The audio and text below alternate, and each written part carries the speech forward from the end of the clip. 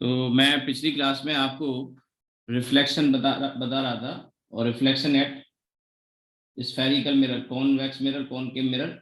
अभी भी इसमें फॉर्मूले बाकी हैं, कुछ फॉर्मूले हम डिस्कस करेंगे, ठीक है। लेकिन इसमें एक क्वेश्चन पूछा है, ये डीपीपी 1 में क्वेश्चन नंबर 19, डीपीपी 1 में क्वेश्चन नंबर 19 पूछा है ये। तो डीपीपी 1 का क्वेश्चन नंबर 19 क्या है, मैं एक बार पढ़ देता हूँ, आपने हो सकता है कर लिया होगा।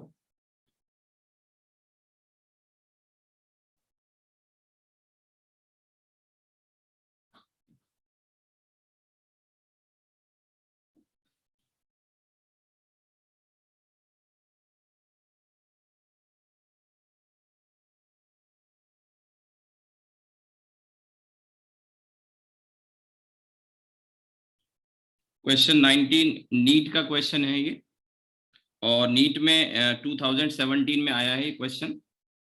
अब देखिए क्वेश्चन क्या है, यहाँ पर एक स्पॉट है, और इस स्पॉट में कह रहा है a beam of light from a source L, ये एल एक सोर्स है, is incident normally on a plane mirror fixed at a certain distance x from the source. तो यहाँ से किसी डिस्टेंस x पर यहाँ एक प्लेन मिरर रखा हुआ है, इस तरह से। आसान क्वेश्चन है ये काफी, ठीक है। और ये सोर्स है, और ये आपका प्लेन मिरर है। The beam is reflected back as a spot, यहाँ से टकरा के वापस एक स्पॉट की तरह लौट आती है। Just above the source L on a scale place just above the L, इस एल के ऊपर एक स्केल रखा हुआ है यहाँ पे, ये इस तरह से, ये स्केल टाइप का है, ठीक है। तो इसमें ऐसे निशान वगैरह बने हुए हैं, ऐसे मान सकते हैं एल के ऊपर, ठीक। और when the mirror rotated by small angle theta, छोटे एंगल थीटा से मिरर को अगर हम रोटेट कर देते हैं तो मिरर इस पोजीशन में, और इसको हमने हल्का सा रोटेट कर दिया, स्मॉल एंगल में कह रहा है, तो ये मिरर इस पोजीशन में आ गया। तो यहां से अगर हमने इसको थीटा से रोटेट कर दिया, तो अब कह रहा है कि जो स्पॉट है, the spot of the light is found to move through a distance y on scale. तो अब ये यहाँ से जब मिरर को रोटेट करेंगे, पहले तो इस पे परपेंडिकुलर था, ऐसे जाके सीधे लौट आएगी, लेकिन अब अगर ऐसे कर देंगे तो यहाँ से ऐसे ले जाएगी, और ये यहाँ जाके कहीं टकराएगी, तो ये डिस्टेंस y कह रहा है। तो मैंने आपको एक बात बताई थी, यानी यहाँ से रे आ रही है ऐसे करके, ठीक है, और ये इधर चली जाएगी।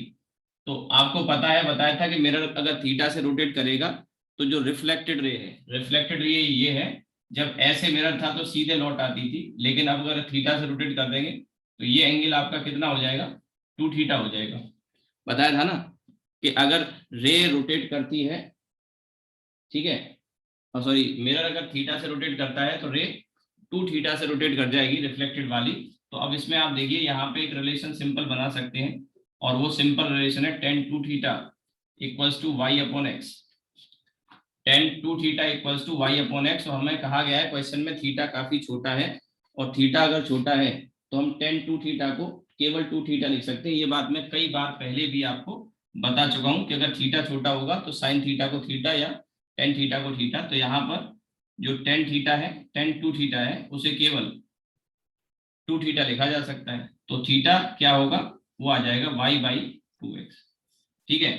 ये आपका आंसर हो गया। तो फर्स्ट ए वाला आंसर हो गया आपका। यहाँ में से एक बच्चे ने क्वेरी भेजी थी, तो मैंने बता दिया है, ठीक है। चलिए हम वापस आ जाते हैं, हम रिफ्लेक्शन पढ़ रहे थे, और रिफ्लेक्शन में क्वेश्चन कुछ किए थे हमने, कुछ थ्योरी का पार्ट कर लिया था, अभी थ्योरी का पार्ट थोड़ा रह गया है, वो और मैं बताता हूँ। होपफुली आज की क्लास में हम रिफ्लेक्शन को कंप्लीट कर लेंगे, और रिफ्रैक्शन तक कोशिश करते हैं वहां तक पहुंच जाए। फिर रिफ्रैक्शन बड़ा टॉपिक है, अभी रिफ्रैक्शन हम प्लेन सरफेस पे पढ़ेंगे, फिर टीआई या टोटल इंटरनल रिफ्लेक्शन आएगा, उसके बाद सिंगल सरफेस पे रिफ्रैक्शन, उसके बाद डबल सरफेस यानी लेंस पे रिफ्रैक्शन, फिर प्रिज्म। तो refraction is a quite big topic, और ये लगभग पूरा चैप्टर सा ही कवर हो जाता है रिफ्रैक्शन अगर हम पढ़ लेते हैं, क्योंकि उसके बाद उसमें वो टेलीस्कोप, माइक्रोस्कोप वगैरह और बचेंगे, और इस तरह से आपका ज्योमेट्रिकल ऑप्टिक्स कंप्लीट हो जाएगा। तो अभी रिफ्रैक्शन में तो खैर टाइम लगेगा, आज हम रिफ्लेक्शन को कंप्लीट करने की कोशिश करते हैं, ठीक है। तो ये मैंने बता दिया है, होपफुली आपको समझ में आ गया होगा। और भी बच्चों को हो सकता है इस क्वेश्चन को लेके डाउट हो, ठीक। तो मैं इसको इरेज कर रहा हूँ, किसी का कोई क्वेरी यहाँ तक तो होगी नहीं मुझे लगता है।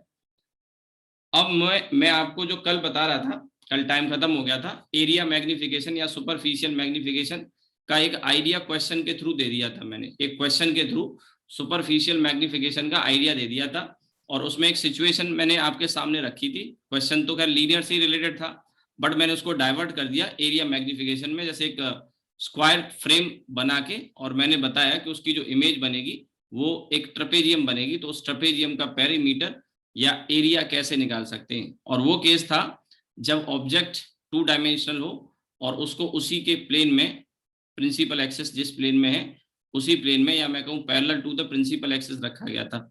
अगर परपेंडिकुलर रखते तो क्या होता, तो वो दोनों केस मैं अभी आपके सामने बता रहा हूँ। ठीक है, तो चलिए ये मैं मिटा देता हूँ।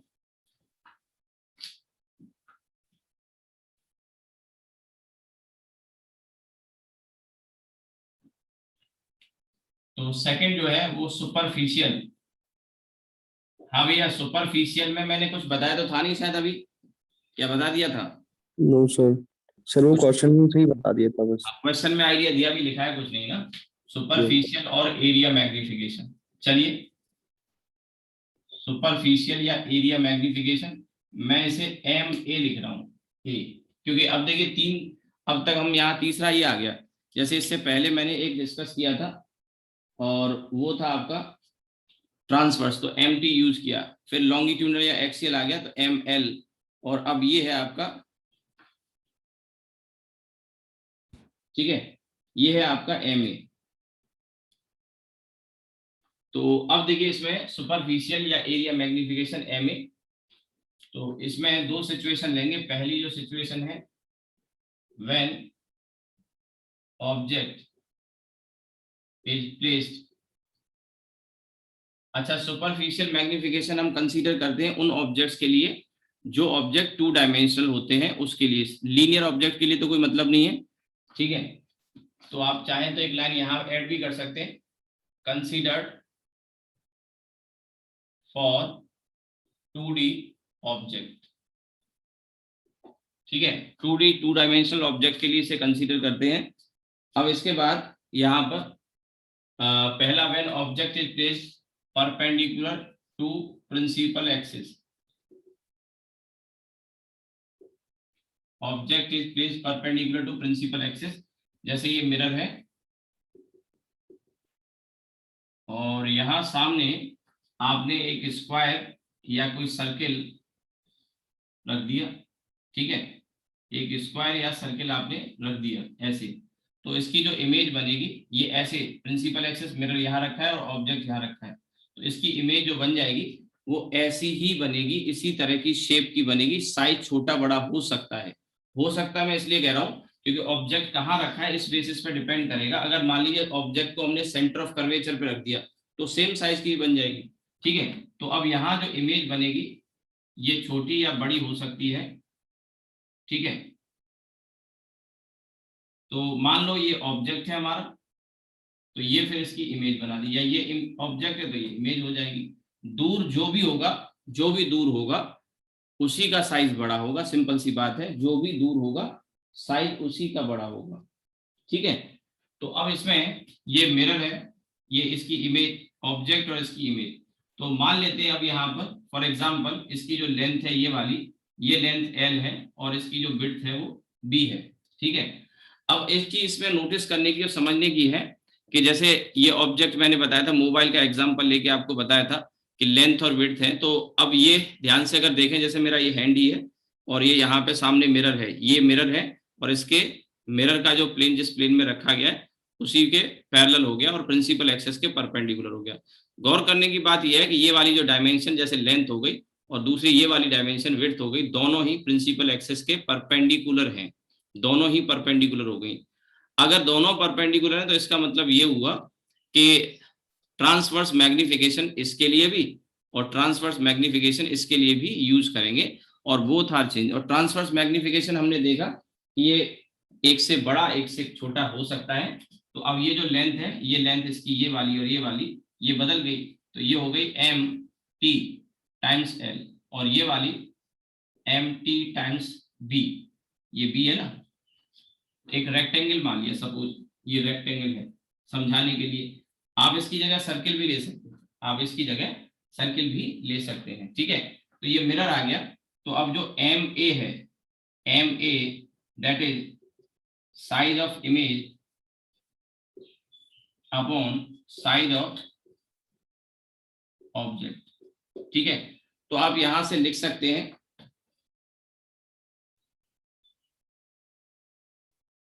Size of image. अगर मैं बात करूं साइज, अब यहाँ पे लेंथ नहीं होगी, साइज यहाँ पे इसका एरिया लिया जाएगा। तो ये एम टी बी और एम टी एल दोनों का मल्टीप्लाई करेंगे तो ये हो जाएगा M T square L into B, ठीक है। M T B M T L, तो M T square B into L, और ये साइज ऑफ ऑब्जेक्ट है that is L into B. ये कट जाएगा। मैंने जस्ट एक एग्जांपल लेके समझाया, बट ये जो फॉर्मूला आया हुआ हमारे पास, ये फॉर्मूला किसी भी तरह के फिगर के लिए ट्रू होगा, ध्यान रखना। तो area magnification M T square यानी ट्रांसवर्स मैग्निफिकेशन के स्क्वायर के बराबर आएगा अगर ऑब्जेक्ट प्रिंसिपल एक्सिस के परपेंडिकुलर रखा जाए तो, ठीक है। ध्यान रहे ये कोई छोटे ऑब्जेक्ट के लिए नहीं, मत पूछना कि छोटा है कि बड़ा है, ऐसा होगा, ठीक है। कोई भी ऑब्जेक्ट जो प्रिंसिपल एक्सिस के परपेंडिकुलर रखा होगा उसके लिए ये बात वैलिड है, ठीक है। और यहाँ पर ये एम ए की वैल्यू आ गई एम टी स्क्वायर जब प्रिंसिपल एक्सिस के परपेंडिकुलर हो। एक बात और आपको यहाँ नोटिस करनी होगी कि साइज छोटा बड़ा हो गया है, इमेज का जो शेप है उसमें कोई चेंज नहीं आया, ठीक है। तो शेप ऑफ इमेज, ये भी आप लिख सकते हैं, shape of image is not change. क्या पता ऑब्जेक्टिव में ऐसा लिखा जाए, shape of image is not change, however size of image may change, बदल सकता है, साइज बदल सकता है। मैं इसलिए कह रहा हूं क्योंकि हो सकता है ऑब्जेक्ट आपका सेंटर पे रखा हो तो उसकी इमेज भी कहां बनेगी, फिर सेंटर पे बनेगी। ये पहला केस हो गया। अब इसमें ऐसा कुछ हाई फाई है नहीं, कभी जरूरत पड़े तो आप इस तरह से निकाल सकते हैं। ये कोई रेक्टेंगल हो सकता है, कोई स्क्वायर हो सकता है, कोई सर्किल हो सकता है, सर्किल की इमेज सर्किल ही बनेगी। सर्किल में भी मैंने आपको बताया कि एससीवी में क्वेश्चन मिल जाएगा, एससी वर्मा में, कि एक सर्किल में ऐसे करके एक ऑब्जेक्ट घूम रहा है, प्रिंसिपल एक्सिस के परपेंडिकुलर प्लेन है, सर्किल में घूम रहा है, तो उसकी इमेज जिस सर्किल में घूमेगी उसकी रेडियस पूछी है। तो आप इसकी रेडियस, जैसे यहाँ पे सर्किल है तो इसकी रेडियस ले लो, उसे ऑब्जेक्ट की लेंथ मान लो। ट्रांसवर्स मैग्निफिकेशन लगा सकते हैं क्योंकि आपसे रेडियस पूछी है इमेज की, तो यहाँ पे जो ऑब्जेक्ट की रेडियस होगी जिसमें ऑब्जेक्ट घूम रहा होगा वो यहाँ पर उसकी इमेज निकाल लो।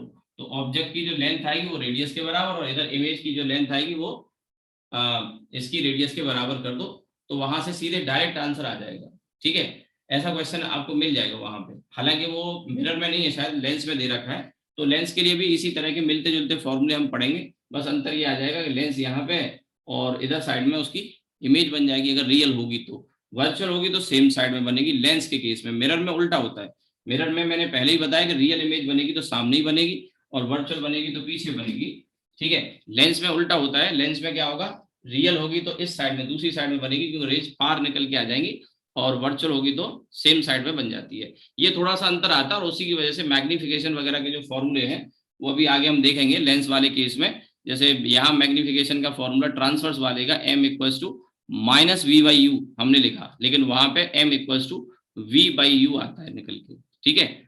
तो ये पहला केस हो गया। अब इसमें दूसरा केस, जब ऑब्जेक्ट को परपेंडिकुलर प्रिंसिपल एक्सिस के ना रखे बल्कि पैरेलल रख दिया जाए प्रिंसिपल एक्सिस के, जिसका केस कल मैं आपको क्वेश्चन के थ्रू समझा चुका हूं, ठीक है। तो उसमें इस तरह का फॉर्मूला तो हमें नहीं मिलेगा, सिचुएशन बेस्ड होगा, इस तरह का फॉर्मूला नहीं मिलेगा। क्योंकि एक साइड तो अगर इसमें ऐसे रखते हैं तो एक साइड तो प्रिंसिपल एक्सिस के परपेंडिकुलर आ गई, दूसरी साइड जो होगी वो प्रिंसिपल एक्सिस के पैरेलल आएगी। तो अब पैरेलल के लिए फिर आपको निकालना पड़ेगा, वो एम एल स्क्वायर टाइप का तो नहीं आएगा, ठीक है।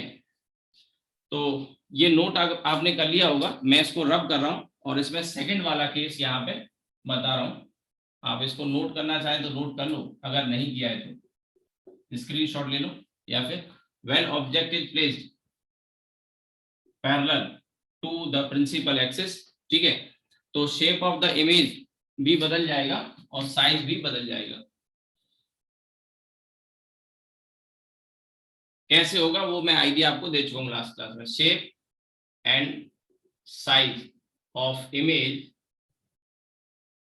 is changed shape and size of image is change. ठीक है, इमेज का साइज और शेप बदल जाता है, वो मैं आपको यहाँ दिखा रहा हूँ बस बना के, बस बता दूंगा कि ये वाला फॉर्मूला तो नहीं चल पाएगा। हाँ, जरूरत के हिसाब से कुछ मॉडिफिकेशन किए जा सकते हैं, उसका मैं आइडिया दे दूंगा और जैसा क्वेश्चन होगा उस हिसाब से उसको हैंडल कर लेंगे। कल जैसे मैंने आपको बताया था कि जो एक क्वेश्चन आपकी शीट में ही था, उसी को एक रेक्टेंगल या स्क्वायर का फॉर्म हमने दे दिया। अब जैसे ये ऑब्जेक्ट है, ठीक है, तो मैंने कल आपको दिखाया कि इसकी जो इमेज बनती है वो ऐसे बनेगी। ठीक है, ये रेक्टेंगल है और इसकी जो इमेज बनेगी वो ट्रेपेजियम होगी। रेक्टेंगल हो या स्क्वायर हो, दोनों केस में इमेज जो बनेगी वो ट्रेपेजियम बनेगी। ये हमारा ऑब्जेक्ट हो गया और ये हमारी इमेज होगी। ठीक है, तो शेप भी बदल जाएगा, जाहिर सी बात है, साइज तो फिर शेप बदल गया तो साइज में तो अंतर आ ही सकता है। अब देखिए, मैं एक चीज में बताना चाहूंगा, एक ये वाली जो साइड है और ये वाली जो साइड है, ठीक है, दोनों साइड परपेंडिकुलर है, तो इन दोनों साइड के लिए तो यहाँ पे ट्रांसवर्स मैग्निफिकेशन लगाएंगे। और क्योंकि इनकी पोजीशन अलग अलग हो गई, पोजीशन अलग अलग हो गई, तो इसका और इसका ट्रांसवर्स मैग्निफिकेशन सेम सेम नहीं आएगा, तो लेंथ सेम नहीं आएगी। हाँ, ये जरूर है कि जैसे इसमें अगर आप यहाँ पे लेंथ एल लेके चल रहे हैं, यहाँ पे लेके चल रहे हैं एल और ये बी लेके चल रहे हैं, तो ये इस वाली साइड को MT1L और MT2L, ये MT1 और MT2 पता है क्यों लिखा? क्योंकि यहाँ पर जब इसकी इमेज हम कंसीडर करेंगे जो यहाँ पे आती है यहाँ पे आती है, सॉरी ये वाली, तो ये डिस्टेंस अलग हो गया, तो इसका मैग्निफिकेशन अलग आएगा, और इस वाले का कंसीडर करेंगे तो डिफरेंट आएगा, और डिफरेंट आएगा तभी तो ये लेंथ डिफरेंट आई है, तो मैंने उसको MT1L और MT2L लिख दिया। ठीक है, सेम तो हो ही नहीं सकती, डिफरेंट पोजीशन पे है ना, इसलिए। और इसकी जो लेंथ है ये वाली की B। अब ये वाली जो साइड है, आप देखिए प्रिंसिपल एक्सिस के पैरेलल पड़ी हुई है, तो ये वाली साइड है, तो इसके लिए आपको ML वाला टर्म लेना पड़ेगा, यानी MLB। आपको शायद विजिबल हो रहा हूं मैं क्या लिख रहा हूँ स्क्रीन पे, तो मैं बोल भी रहा हूँ, अगर आपको ठीक से विजिबल ना हो रहा हो तो मेरी आवाज पे भी ध्यान दें। ये MT1L, MT2L और ये वाली लेंथ MLB। ML का मतलब लॉन्गिट्यूडल मैग्निफिकेशन। अब इस वाली साइड के लिए तो निकल भी आया, इसके लिए निकालना पॉसिबल नहीं होगा। ठीक है, तो उसके लिए जब शेप बन जाएगा, तो जैसे कल मैंने आपको बताया था, ये वाली साइड की लेंथ हम निकाल सकते हैं, जब ये पता है, ये पता है, ये पता है, तो ये साइड की लेंथ निकल आएगी। तो इसका एरिया अगर हमें निकालना हो तो एरिया फिर निकल आएगा, ऐसा मुश्किल नहीं है। तो ट्रेपेजियम का केस बताया था, कैसे निकाला था एरिया आपको पता है, sum of parallel side divided by 2 into perpendicular distance, ये ML इनटू B।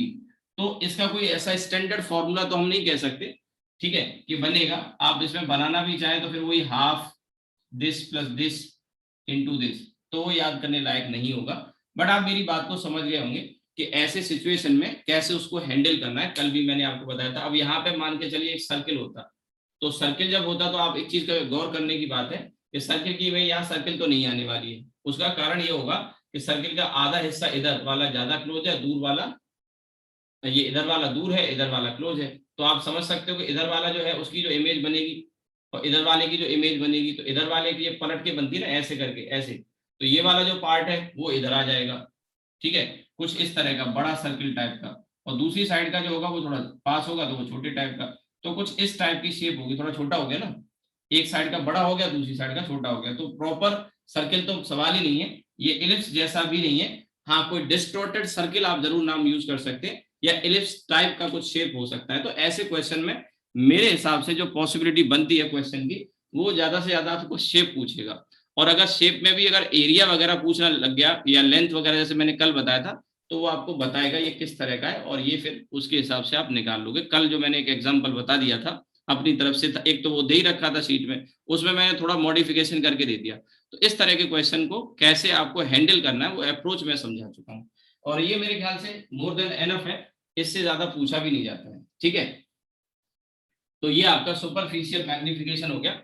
अब इसमें एक केस और आता है, मैग्निफिकेशन का काम खत्म यहाँ पे। ठीक है, अब अगर मान लीजिए ऑब्जेक्ट चल रहा हो तो इमेज किस स्पीड से चलेगी, इस पे भी क्वेश्चन मिल सकते हैं। मैंने जो आपको डीपीपी दिया है उसमें भी एक दो क्वेश्चन इस टाइप के शायद मैंने रखे हैं उसमें। तो अब ये देखिए, ये आगे मैं एक टेबल बनाऊंगा लास्ट में, और उस टेबल के बेसिस पे फिर हम ग्राफ बनाएंगे, कुछ लोग उसे पहले बता देते हैं, मैं थोड़ा लास्ट में बताऊंगा उसको, ठीक है। तो अब देखिए यहाँ पे एक टॉपिक लिखेंगे हम, हेडिंग लिखेंगे speed of image when object is moving, when object is moving, when object is moving. और ध्यान रखना ये जो हेडिंग मैं यहाँ दे रहा हूँ ये केवल पॉइंट ऑब्जेक्ट के केस में है, पॉइंट ऑब्जेक्ट के केस में, और वो भी पॉइंट ऑब्जेक्ट प्रिंसिपल एक्सिस के अगर अलोंग चल रहा है तो, ठीक है। यानी सिचुएशन कुछ इस तरह से है, ये मिरर है। मैं पहले भी बोल चुका हूं, आप ये ना कहना कि सर बार बार आप कौन के मिरर ही क्यों लेते हो। मैंने कहा जो भी फॉर्मूले हैं वो सारे फॉर्मूले दोनों तरह के मिरर के लिए होते हैं। मैं एक फिगर जरूर बना रहा हूं बट इसका मतलब ये नहीं कि ये इसी वाले मिरर में अप्लाई होगा, ठीक है। तो अब देखिए यहाँ पर एक ऑब्जेक्ट है ये O, और सपोज करो ये इधर जा रहा है, तो इसकी जो इमेज है I वो अपोजिट डायरेक्शन में जाती है, ये इमेज, ठीक है। तो इमेज की जो वेलोसिटी है और ऑब्जेक्ट की वेलोसिटी कैसे रिलेटेड है इसको समझने के लिए हम ये वाला फॉर्मूला यूज करेंगे, 1/f = 1/v + 1/u, ठीक है। प्रिंसिपल एक्सिस के अलोंग चल रहा है, तो इसको एक बार डिफरेंशिएट करेंगे। यहाँ ध्यान रहे ये v और u ऑब्जेक्ट और इमेज के डिस्टेंस है। तो अब अगर हमें स्पीड चाहिए तो ऑब्जेक्ट की स्पीड को मैं लिख रहा हूँ vo और इमेज की स्पीड को लिख रहा हूँ vi। ध्यान रखना vo, o मतलब ऑब्जेक्ट की स्पीड और vi मतलब इमेज की स्पीड, और ये v और u जो है ये इनके डिस्टेंस है स्टैंडर्ड। तो rate of change of distance is called speed, ठीक है। तो एक बार डिफरेंशिएट करेंगे, तो डिफरेंशिएट करेंगे टाइम के रेस्पेक्ट में, तो differentiating with respect to time, differentiating with respect to time, तो ये कांस्टेंट होगा गिवन मिरर के लिए, तो इसका डिफरेंशिएशन तो 0 हो जाएगा। और इसको मैं पहले बता ही चुका हूँ 1/v², 1/v का, और t के रेस्पेक्ट में करेंगे। अब पहले तो मैंने बताया था उस केस में तो किसी के रेस्पेक्ट में भी करते चल जाता, लेकिन अब यहाँ क्योंकि हम स्पीड निकाल रहे हैं तो अब ये t के रेस्पेक्ट में किया, तो -1/v² dv/dt, और ये माइनस का u² du/dt, ठीक है। ये वाला टर्म हम इधर ले आते हैं तो ये dv/dt, और माइनस का इधर प्लस बन जाएगा v², और माइनस का 1/u² और du/dt। तो ये आ जाएगा आपका यहाँ से dv/dt, ये वाला, ये dv/dt ही क्या है, velocity of image, so this is vi। और ये वाला जो टर्म आप 1/v² देख रहे हैं इसको मैं यहाँ ले आता हूँ, ठीक है। और ये वाला जो टर्म है du/dt, this is speed of object, तो ये आ गया आपका vi, और माइनस का v/u का होल स्क्वायर और vu, एक फॉर्मूला तो ये आ गया, ठीक है। ये माइनस तो आएगी। अब अगर आप इसको गौर करें तो v/u का स्क्वायर, इसे हम mt² भी कह सकते हैं, ट्रांसवर्स मैग्निफिकेशन इस केस में, ठीक है। तो इसी को फॉर्मूले को आप ऐसे भी लिख सकते हैं vi = माइनस का mt²। आपने कहा वो समय माइनस होता तो क्या फर्क पड़ जाएगा, माइनस रखोगे भी तो भी इसको -mt² करते, भैया ये था देखो, आपने कहा सर इसकी वैल्यू तो ये थी, कोई बात नहीं, इस माइनस को मैं इसके साथ ले आता हूँ, इसके साथ, तो v/u की वैल्यू जब मैं माइनस का mt² रखूंगा, इसमें माइनस का mt² तो वो प्लस ही हो जाएगा, ये माइनस तो परमानेंट ही आएगा, ठीक है। तो ये आ गया, ये जो फॉर्मूला है ये काम आता है, आप इसको ध्यान रखेंगे, याद ही करना है। और इसमें एक चीज नोटिस करने की है कि ये जो माइनस आया है ये परमानेंट आया है। अब देखिए ये माइनस साइन पता है क्या इंडिकेट कर रहा है, कि mt² की वैल्यू तो आप माइनस रखो प्लस रखो, स्क्वायर उसको पॉजिटिव कर देगा।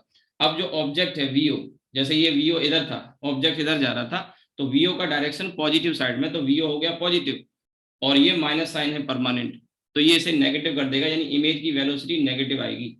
या आप ऐसे कह सकते हैं कि अगर ऑब्जेक्ट इस डायरेक्शन में जा रहा होता ऑब्जेक्ट, तो vo की वैल्यू नेगेटिव रखी जाती, और vo की वैल्यू अगर नेगेटिव होती, ये माइनस साइन उसे पॉजिटिव बना देता, तो इमेज इस डायरेक्शन में जा रही होती।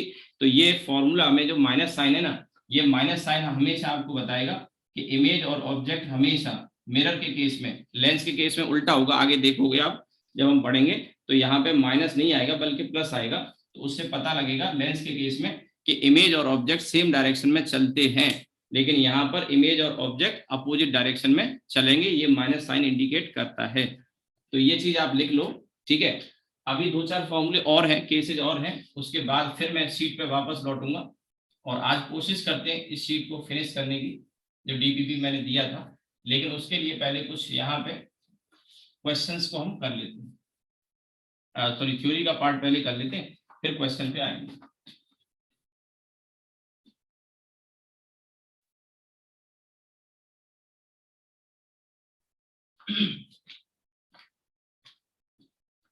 तो ये आ गया, और ये जो नेगेटिव साइन है उसको लेके मैं यहां लिख रहा हूं, negative sign indicates that object and image always move in opposite direction। ध्यान रखना, ऑलवेज का मतलब यहाँ मिरर के केस तक है, लेंस के लिए नहीं है। लेंस में आप देखेंगे ऐसा ही फॉर्मूला आएगा, बस प्लस साइन आ जाएगा। तो यहाँ भी मिरर पढ़ रहा है तो इसी के लिए ऑलवेज का है, ये नहीं कि लेंस वाले केस में भी ऐसा होगा, नहीं होगा। ठीक है, object and image always move in opposite direction.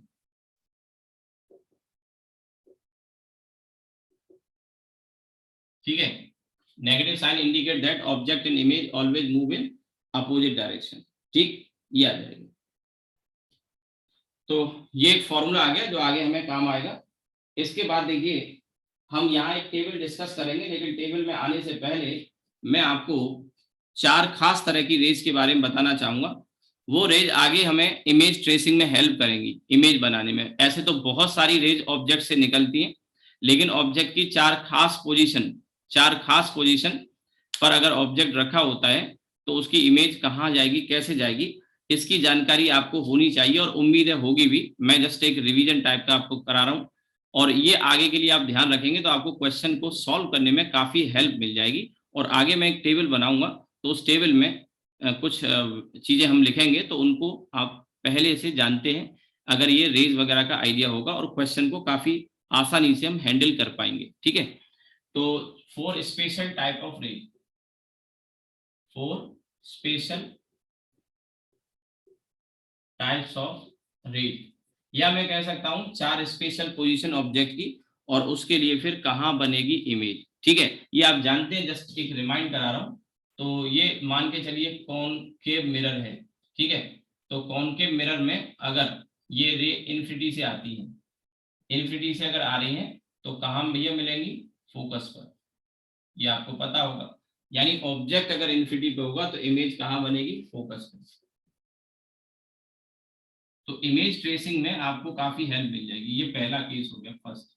और ये मैं आपको कॉनकेव, या एक काम कर लेते हैं, कॉनकेव के साथ साथ कॉन्वेक्स भी मैं बताता चलता हूँ, कॉन्वेक्स भी बताता चलता हूँ। अब देखिए ये क्या है, इमेज यहाँ से आई और यहाँ कन्वर्ज होगी, तो इमेज जो ऑब्जेक्ट तो इन्फिनिटी पे था, रियल ही था, और इमेज जो यहाँ बनी है वो भी रियल है, क्योंकि मिरर के सामने बन रही है, मिरर के सामने बन रही है।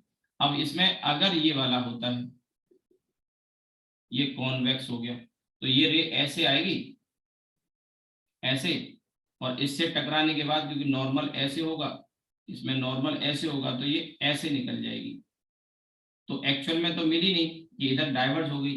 लेकिन अगर हम इसको पीछे एक्सटेंड करते हैं यहाँ पर, तो ये एक्चुअल में यहाँ पे मिलती हुई नजर आएगी, और ये जो पॉइंट होता है ये पॉइंट फोकस कहलाता है। ठीक है, तो इन्फिनिटी से रेज आ रही थी और चली गई, तो इमेज बनी फोकस पर, और वो भी कैसी, वर्चुअल। इसमें इमेज जो बनी वो रियल। ठीक है, तो इन्फिनिटी पर अगर ऑब्जेक्ट होता है तो उसकी इमेज कहाँ बनती है, फोकस पे। ये पहला केस हो गया। ठीक है, इसके बाद ऑब्जेक्ट को हम चला के ले आए थोड़ा सा और आगे, और ये चलते चलते कहाँ पे आ गया, सेंटर पे। तो आप जानते हैं कि सेंटर की इमेज सेंटर पे बनती है, सेंटर की इमेज सेंटर पे बनती है। तो ये केस भी हम देख लेते हैं। तो सेकंड वाले में थोड़ा नीचे बना देता हूँ, रिफ्लेक्शन आ रहा है। पहले कॉनकेव ले लेते हैं। ऑब्जेक्ट अब इन्फिनिटी से मूव करके कहाँ पे आ गया, सेंटर पे। तो ये सेंटर पर है, यहाँ से रे जाएगी और ये टकरा के यहाँ पे परपेंडिकुलर टकराएगी, वापस लौट आएगी। देखिए सेंटर से आने वाली रे जो होगी वो रेडियस के अलोंग होगी, सेंटर से आने वाली जो रे होगी वो सेंटर के रेडियस के अलोंग होगी, और रेडियस के अलोंग होगी तो इसके सरफेस पे कैसी आके गिरेगी, परपेंडिकुलर। और मैंने पीछे एक दिन बताया था, वो जो पीछे वाली डीबीबी में क्वेश्चन था कि 2 रिफ्लेक्शन के बाद वापस लौट आए, 3 रिफ्लेक्शन के बाद वापस लौट आए। ठीक है, तो वो जो क्वेश्चन था उसमें मैंने कहा था मिरर चाहे प्लेन हो चाहे स्फेरिकल हो, कैसा भी हो, रे अपने रास्ते पे वापस लौट आती है अगर मिरर के परपेंडिकुलर टकराती है। अगर मिरर के परपेंडिकुलर टकराती है तो ये मिरर है और इसके परपेंडिकुलर आके टकराएगी, ठीक है, और सेंटर पे ही जाके सेंटर पे ही इमेज बन जाएगी, ठीक है, ये हो गया। इसी तरह से यहाँ पर ये कॉन्वेक्स मिरर है। अब इसका सेंटर तो आप जानते हैं, सेंटर यहाँ होगा इधर, तो ये रे ऐसे आएगी और ये सेंटर के अलोंग, क्योंकि यहाँ पीछे तो ऑब्जेक्ट रखने का कोई मतलब नहीं है, तो ये ऐसे आएगी और सेंटर के अलोंग आएगी, तो ये एंगल 90 बनेगा, वापस लौट जाएगी, ठीक है। तो हम ऐसा कहेंगे कि सेंटर की इमेज सेंटर पे बनी, बट इस केस में रियल ऑब्जेक्ट की रियल इमेज बनी है। यहाँ पे ऑब्जेक्ट तो इधर है रियल वाला, और इसकी इमेज कहाँ बनी है, सेंटर पे, वर्चुअल कह सकते हैं, क्योंकि ये ऐसे जाएगी और फिर ऐसे ही लौट के आएगी। तो ऑब्जेक्ट इधर है और उसकी इमेज यहाँ बन जाएगी, ऐसा कह सकते हैं, क्योंकि यहीं से लौटती हुई नजर आएगी। तो सेंटर की इमेज सेंटर पे हो गई। इसके बाद थर्ड वाला केस, ठीक है, ऑब्जेक्ट थोड़ा सा और आगे चला गया, सेंटर से और आगे चला गया और आगे चला गया, तो कहाँ पहुंच गया, फोकस पर, ठीक है। तो ये आपका कॉन्वेक्स मिरर और ये फोकस पे ऑब्जेक्ट रखा हुआ है, तो यहां से जो रेज जाएंगी फोकस से वो कैसी हो जाएंगी, पैरेलल। कैसी हो जाएंगी, पैरेलल, ठीक है, ऐसे करके। तो ये यहां से ले गई और ऐसे पैरेलल हो जाएंगी। हम इसको ऐसे कहेंगे स्पेशल टाइप ऑफ रेज या ऑब्जेक्ट की पोजीशन। तो मैं कह सकता हूं ऑब्जेक्ट अगर फोकस पे रखा होगा तो उसकी इमेज कहाँ बनेगी, इन्फिनिटी पे। ऑब्जेक्ट अगर फोकस पे रखा होगा तो इमेज कहाँ बनेगी, इन्फिनिटी पे बनेगी, ऐसा हम कह सकते हैं, ठीक है।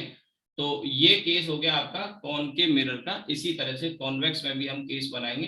तो यहाँ पे अभी तक देखिए हमने जो पढ़ा, इसमें इसको इस तरह से समराइज कर सकते हैं, या हम इस तरह से कह सकते हैं कि ऑब्जेक्ट जब इन्फिनिटी पे था तो उसकी इमेज बन रही थी फोकस पे।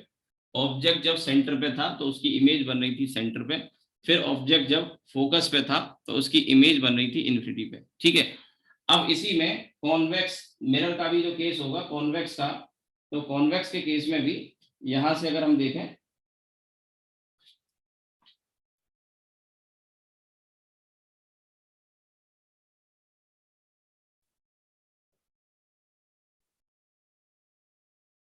देखिए मान लेते हैं फोकस यहाँ पे है और सेंटर यहाँ पे, ठीक है।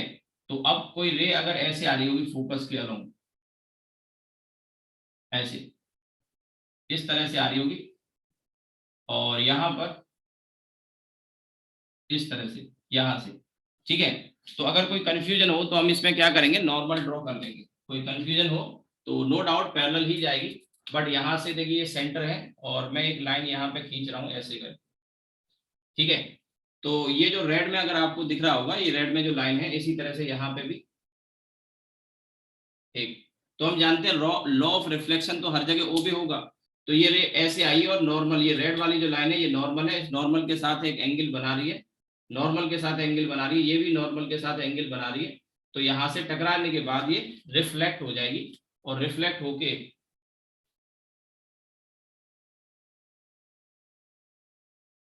ऐसे चली जाएगी। ये एंगल और ये एंगल बराबर है, ये एंगल और ये एंगल बराबर है, ठीक है।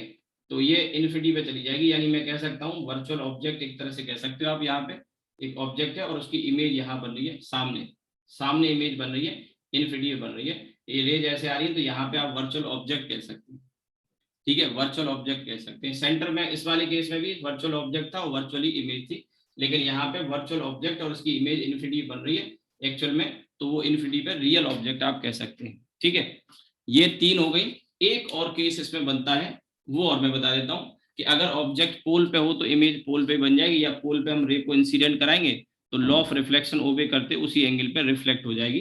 तो ये चार तरह की जो रे है ना, इनमें से कोई भी एट ए टाइम दो आप ले लो, कोई भी दो आप ले लो, उन दोनों को लेके और आप अगर डायग्राम ट्रेस करोगे या बनाओगे दो रेज को, तो जहां इंटरसेक्ट करेंगी वहां पे इमेज बनती है। तो इमेज की लोकेशन और साइज ट्रेस करने में आपको एक हेल्प मिल जाएगी, वो मैं आपको थोड़ा सा बताता भी हूँ, तो क्वेश्चन को आपको हैंडल करने में आसानी रहेगी, ठीक है। तो ये जो चार तरह की रे हैं, इनमें से एट ए टाइम और भी रे हो सकती थी, बट ये चार जो होती है स्पेशल यानी स्पेसिफिक, इनकी लोकेशन ऑब्जेक्ट की लोकेशन के लिए स्पेसिफिक पोजीशन पर इमेज बनती है, खास तरह की पोजीशन ऑब्जेक्ट की और खास ही तरह की इमेज की पोजीशन आती है।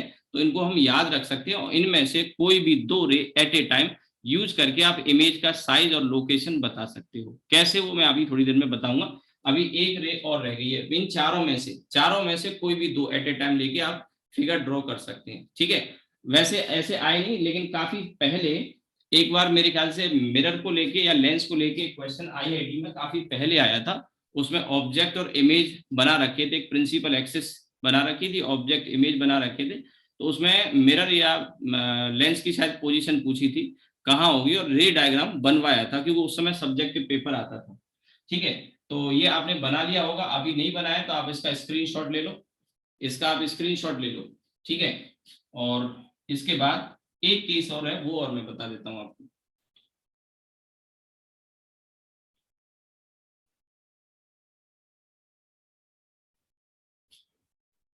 ठीक है, चलिए मैं इसको इरेज कर रहा हूं। लास्ट केस है, फोर्थ वाला।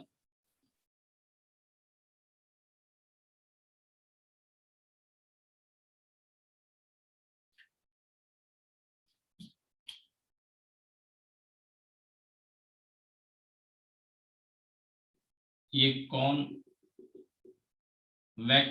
कॉनकेव लेंस, कॉनकेव मिरर है। तो यहां से रे आएगी, ऐसे पोल पे आके टकराएगी, और ये पोल से ये जो लाइन जा रही है प्रिंसिपल एक्सिस है, और ये सेंटर से भी गुजरती है। तो सेंटर से गुजरने वाली हर लाइन नॉर्मल होती है, हम जानते हैं सेंटर से गुजरने वाली हर लाइन नॉर्मल होती है। तो जितना ये एंगल होगा उतनी एंगल पे ये रिफ्लेक्ट हो जाती है, ठीक है। हालांकि मैं इसमें ऐसे तो नहीं कहूंगा कि इमेज ऑब्जेक्ट कहाँ है। आप अगर मानना ही चाहते हैं तो ऑब्जेक्ट को पोल पे मारेंगे, पोल की इमेज पोल पे ही बन जाएगी, ऐसा हम कह सकते हैं। अदरवाइज ये ऐसे जाके ऐसे चली जाती है। ये दोनों एंगल बराबर होंगे, क्योंकि ये जो बीच वाली लाइन है सेंटर से गुजर रही है, this is normal to the mirror. ये वाली जो लाइन है this is normal, centre, C का मतलब यहाँ सेंटर है। और ऐसे ही आप एक कॉन्वेक्स मिरर में भी कर सकते हैं। ये एक लाइन जैसे मैंने खींच दी, ये आपका पोल हो गया यहाँ पे, और एक रे ऐसे आई यहाँ पे टकरा के और ऐसे चली जाएगी, ठीक है। ये एंगल थीटा, ये भी एंगल थीटा, ठीक है। तो आगे जो इमेज हम बनाएंगे उसमें ये जो रेज हैं काफी हेल्प करेंगी। मैं एक एग्जांपल लेके थोड़ा सा समझा देता हूँ, ठीक है। ये आपने बना ही लिया होगा।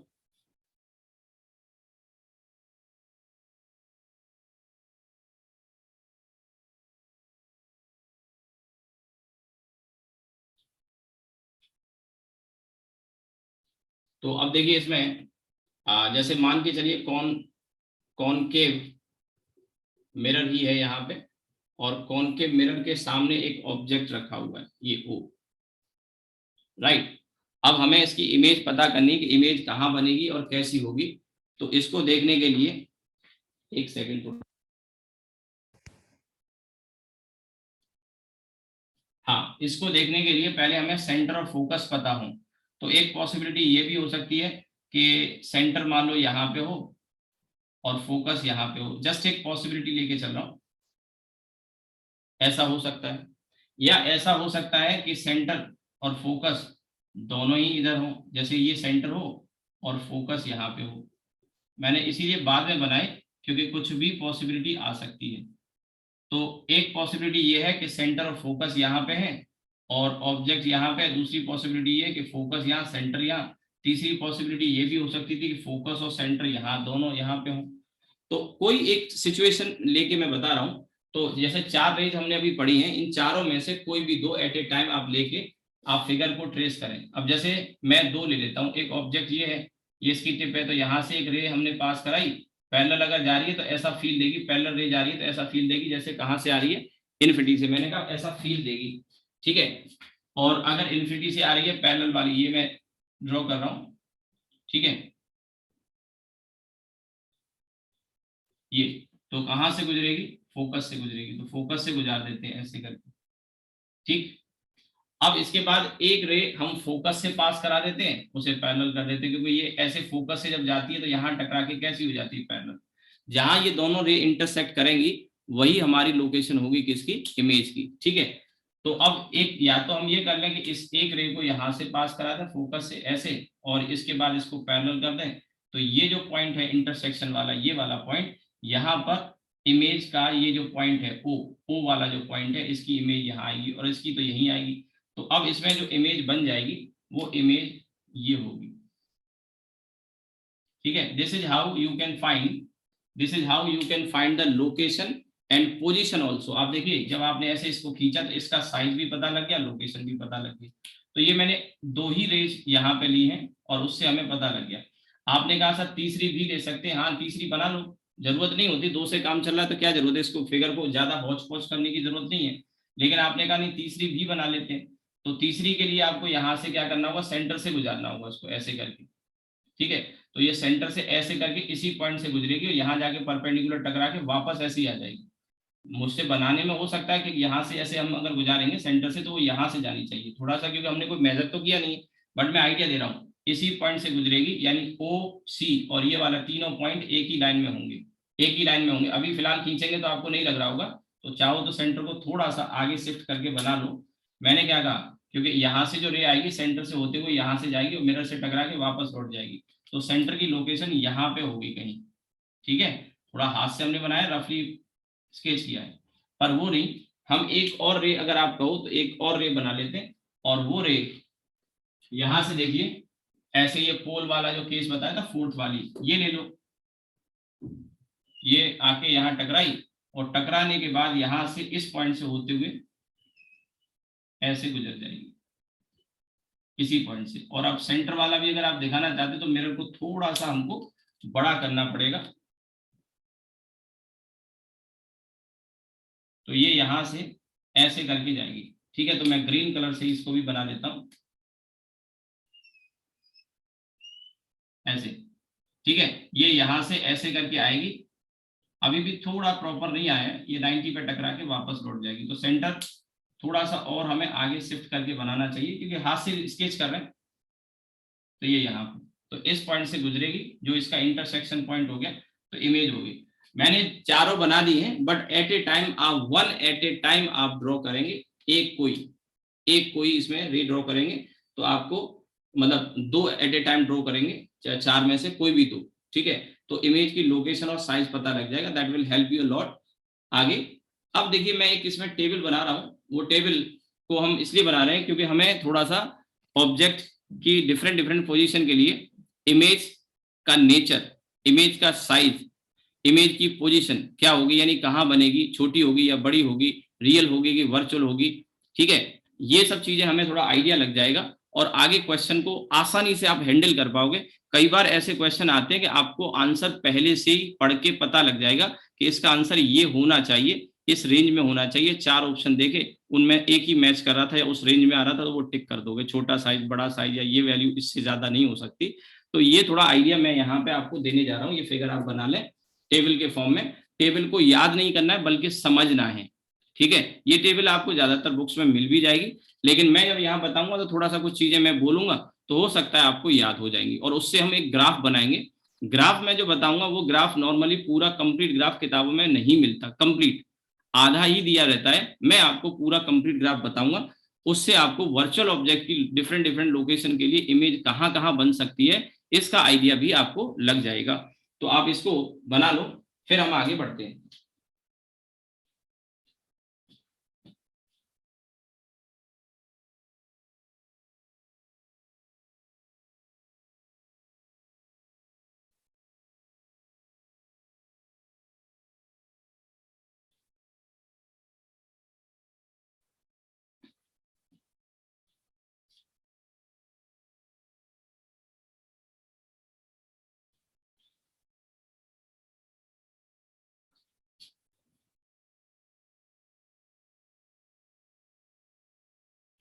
चलिए आगे बढ़ते हैं। तो एक टेबल हम यहाँ पे बनाएंगे और उस टेबल में 4 से 5 कॉलम हम बनाएंगे, 5 कॉलम बनाएंगे। पहला जो कॉलम है वो थोड़ा मैं बड़ा बनाऊंगा, उसमें फिगर भी होगा। और दूसरे जो कॉलम है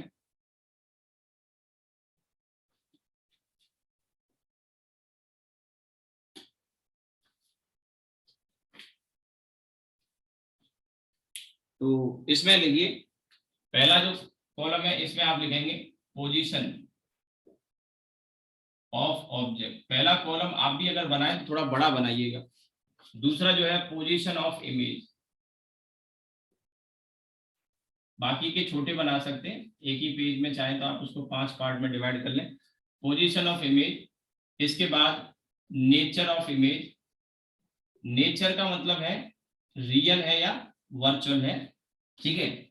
इसके बाद चौथे में साइज ऑफ इमेज, इमेज का साइज कैसा होगा। और लास्ट है speed of image, speed of image, image की स्पीड क्या होगी, ठीक है। ये हम जानेंगे क्योंकि इससे हमें आइडिया लगेगा कि ऑब्जेक्ट तेज चल रहा है, धीमे चल रहा है, तो उसके करस्पॉन्डिंग इमेज जो चलेगी वो फास्ट चलेगी, स्लो चलेगी, कैसी चलेगी। तो पोजीशन ऑफ इमेज हम बताएंगे। नेचर का मतलब है यहाँ एम का साइन, एम का साइन है -v/u, ये यहाँ पे हम mt की ही बात कर रहे हैं फिलहाल तो, बट ml भी आप कह सकते हो, तो मैं ऐसा स्पेसिफिक लिख नहीं रहा हूँ, पर मैंने ये फॉर्मूला कर दिया। तो m -v/u है, तो m का साइन प्लस माइनस वो बता देगा हमें इमेज रियल है कि वर्चुअल है। साइज का मतलब है जो m है इसकी मैग्नीट्यूड क्या है, मैग्नीट्यूड का मतलब v/u, ये जो वैल्यू आ रही है ये 1 से बड़ी अगर आती है, 1 से बड़ी आती है तो साइज इमेज का ऑब्जेक्ट से बड़ा होगा, और अगर छोटी आती है तो छोटा होगा। तो मॉड m की वैल्यू या v/u की वैल्यू या i/o की वैल्यू, और यहाँ स्पीड ऑफ इमेज में फॉर्मूला था vi इक्वल्स टू माइनस का mt² इंटू vu, ठीक है। तो ये सारा कुछ इसमें vi की जो वैल्यू है वो mt² पे डिपेंड करेगी, ठीक है। तो अब इसमें दो तरह के मिरर है, कॉनकेव और कॉन्वेक्स। तो कॉनकेव का केस मैं पहले लेने जा रहा हूँ, कॉनकेव, कॉनकेव मिरर का केस मैं इसमें लेने जा रहा हूँ। और कॉनकेव मिरर में ही सबसे ज्यादा केसेस बनेंगे, कॉन्वेक्स में तो सिर्फ 2 केस होंगे, खेल खत्म, ठीक है। तो अभी यहाँ पे देखिए कॉनकेव मिरर में पहला जो केस है object at infinity, position of object मतलब ऑब्जेक्ट एट इन्फिनिटी, ठीक है। तो यहाँ पे मैं एक फिगर बना देता हूँ, इस फिगर से आपको काफी हेल्प मिलने जा रही है। ये फोकस है, ये सेंटर है, और इधर -इन्फिनिटी है। ये जो -इन्फिनिटी लिखा है ना, क्योंकि मैंने फिगर ऐसे बनाया तो -इन्फिनिटी अगर इधर होगी तो इधर साइड में +इन्फिनिटी हो जाएगी। आप मेरी बात को समझो। और ये जो पोल है ना, इस पोल को आप ओरिजिन मान सकते हो, और अक्सर हम क्वेश्चन में ऐसा करते भी हैं कि जहां पोल होता है वहां ओरिजिन मान लेते हैं, तो इसकी इस साइड को पॉजिटिव, इस साइड को नेगेटिव बोल देते हैं। तो इधर की जो डिस्टेंस है तो -इन्फिनिटी और +इन्फिनिटी, ये मैं वर्ड यूज करूंगा तो आप समझ जाना। अगर यही फिगर उल्टा बना दिया जाए, यानी ऐसे पलट दिया जाए, यानी ऐसे करके मिरर बनाओ, तो फिर ये सामने ऑब्जेक्ट अगर रखेंगे तो +इन्फिनिटी वाले रीजन में होंगे, और पीछे जो होंगे वो -इन्फिनिटी वाले रीजन में। फिलहाल मैंने ऐसा बना दिया है और उसी के अकॉर्डिंग मैं यहाँ पे लिखने जा रहा हूँ, ठीक है। तो सबसे पहला केस है ऑब्जेक्ट एट इन्फिनिटी। तो ऑब्जेक्ट एट इन्फिनिटी अगर होगा, तो अभी हमने देखा जब ऑब्जेक्ट इन्फिनिटी पे होगा तो इमेज कहाँ बनती है, इमेज कहाँ बनती है, फोकस पर, ठीक है, एट एफ। और अगर फोकस पे बन रही है तो आपको पता है सामने ही बन रही है, और सामने बनेगी तो कैसी बनेगी, रियल होगी और इन्वर्टेड होगी। और रियल और इन्वर्टेड है तो एम की वैल्यू अगर आप निकालेंगे तो नेगेटिव आएगी। क्यों आएगी भैया नेगेटिव, मैंने कहा ना सामने ही बन रही है, सामने होगी तो रियल और इन्वर्टेड होगी, और एम की वैल्यू नेगेटिव होगी, तो रियल एंड इन्वर्टेड। अभी एक फिगर जो मैंने ये रेड और ग्रीन कलर यूज करके बनाया था वो भी आप देख सकते हैं। इमेज सामने बनी थी, रियल बनी थी, इन्वर्टेड बनी थी, और साइज छोटा बड़ा हो सकता है, वो डिपेंड करेगा ऑब्जेक्ट कहाँ रखा है। तो फिलहाल तो नेगेटिव है, रियल और इन्वर्टेड है। आपने कहा कि ये समझ में नहीं आया, तो आप ऐसे कर सकते हैं, माइनस है और ये एम का साइन, माइनस और v/u। तो आप देखेंगे अगर सामने बन रही है, एफ पे बन रही है, तो v की वैल्यू नेगेटिव हो गई, v की वैल्यू नेगेटिव हो गई, और ऑब्जेक्ट भी सामने, u की वैल्यू भी नेगेटिव, तो दोनों नेगेटिव पॉजिटिव हो जाएंगे, और ये माइनस साइन m को क्या कर देगा, नेगेटिव कर देगा, ठीक है। अब आ जाते हैं size of image. Size of image में mod m equals to mod v/u, v/u, तो v का जो साइन है और u का जो साइन है, v और u का दोनों का जो साइन है आप देखेंगे इसमें, तो v और u का साइन की तो कोई जरूरत है नहीं क्योंकि मॉड लगा हुआ है। बट आप देखिए कि ऑब्जेक्ट फोकस पर, ऑब्जेक्ट इन्फिनिटी पर इमेज फोकस पर बन रही है, तो v की वैल्यू छोटी हो गई, v की वैल्यू छोटी हो गई, और ऑब्जेक्ट की वैल्यू बहुत बड़ी हो गई। तो जब रेशियो निकालेंगे v/u का, तो मॉड m ये लेस देन 1 आएगा, क्योंकि v काफी छोटा है और u काफी बड़ा है, तो डिवाइड करेंगे तो काफी छोटा, तो इमेज का जो साइज होगा ना वो बहुत छोटा आएगा, वेरी स्मॉल।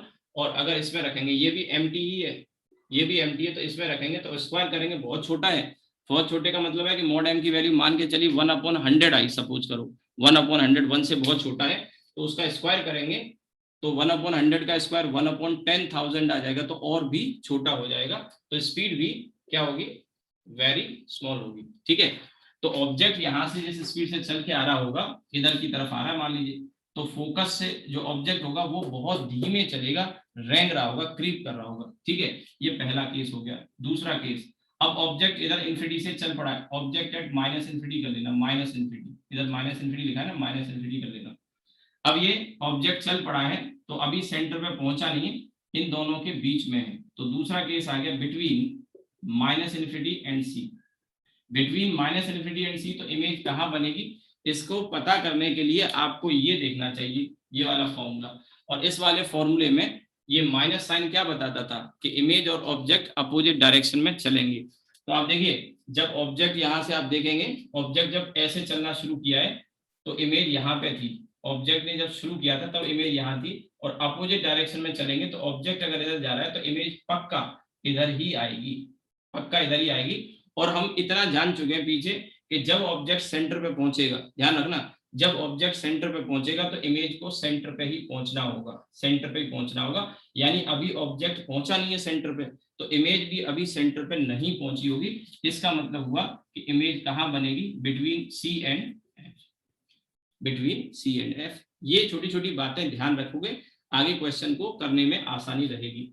तो minus infinity and C, between C and F आ गया। अब नेचर ऑफ इमेज अभी भी सामने है, तो अभी भी सामने है, तो एम अभी भी नेगेटिव आएगा और रियल एंड इन्वर्टेड आएगा। ठीक है, अब आ जाते हैं साइज की बात कर लेते हैं। तो साइज आप देखिए, ऑब्जेक्ट अभी भी इस रीजन में, इमेज इस रीजन में, इमेज पास है तो छोटी होगी, ऑब्जेक्ट दूर है तो बड़ा होगा, तो ऑब्जेक्ट के कंपैरिजन इमेज छोटी होगी।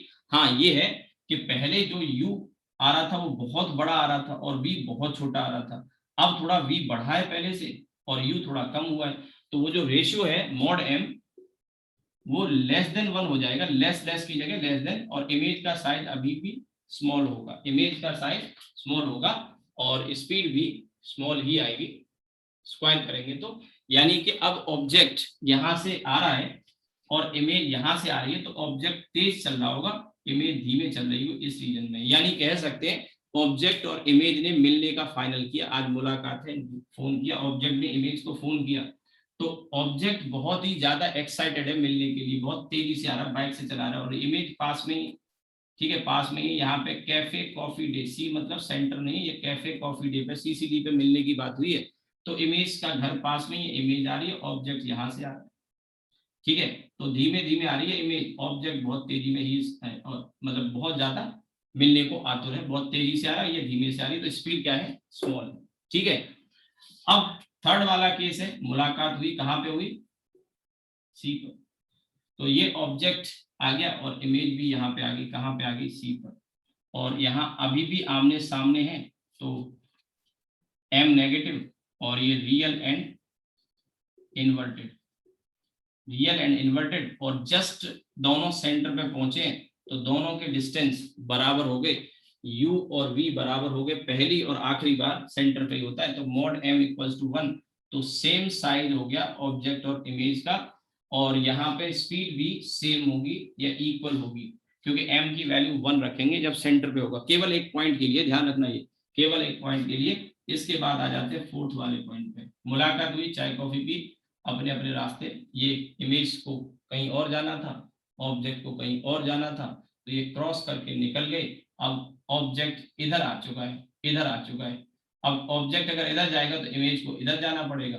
ठीक है, तो अगला जो केस हो गया between C and F, object C और एफ के बीच में, ऑब्जेक्ट सी और एफ के बीच में है, तो इमेज जब क्रॉस कर जाएगी तो इमेज कहाँ जाएगी, between C and minus infinity, between C and minus infinity, और अभी भी आप देखेंगे सामने ही है, मिरर के सामने है, तो m अभी भी नेगेटिव, रियल और इन्वर्टेड, कॉमा लगा दिया मैंने लिखने के बजाय। ठीक है, लेकिन अब साइज की बात करें तो ऑब्जेक्ट इस रीजन में, इमेज इस रीजन में आ चुकी है, इनकी पोजीशन स्वैप हो गई, इनकी पोजीशन स्वैप हो गई, इमेज दूर चली गई है, और दूर चली गई है तो अब मॉड m की वैल्यू ग्रेटर देन 1 आएगी और साइज बड़ा होगा, लार्ज होगा।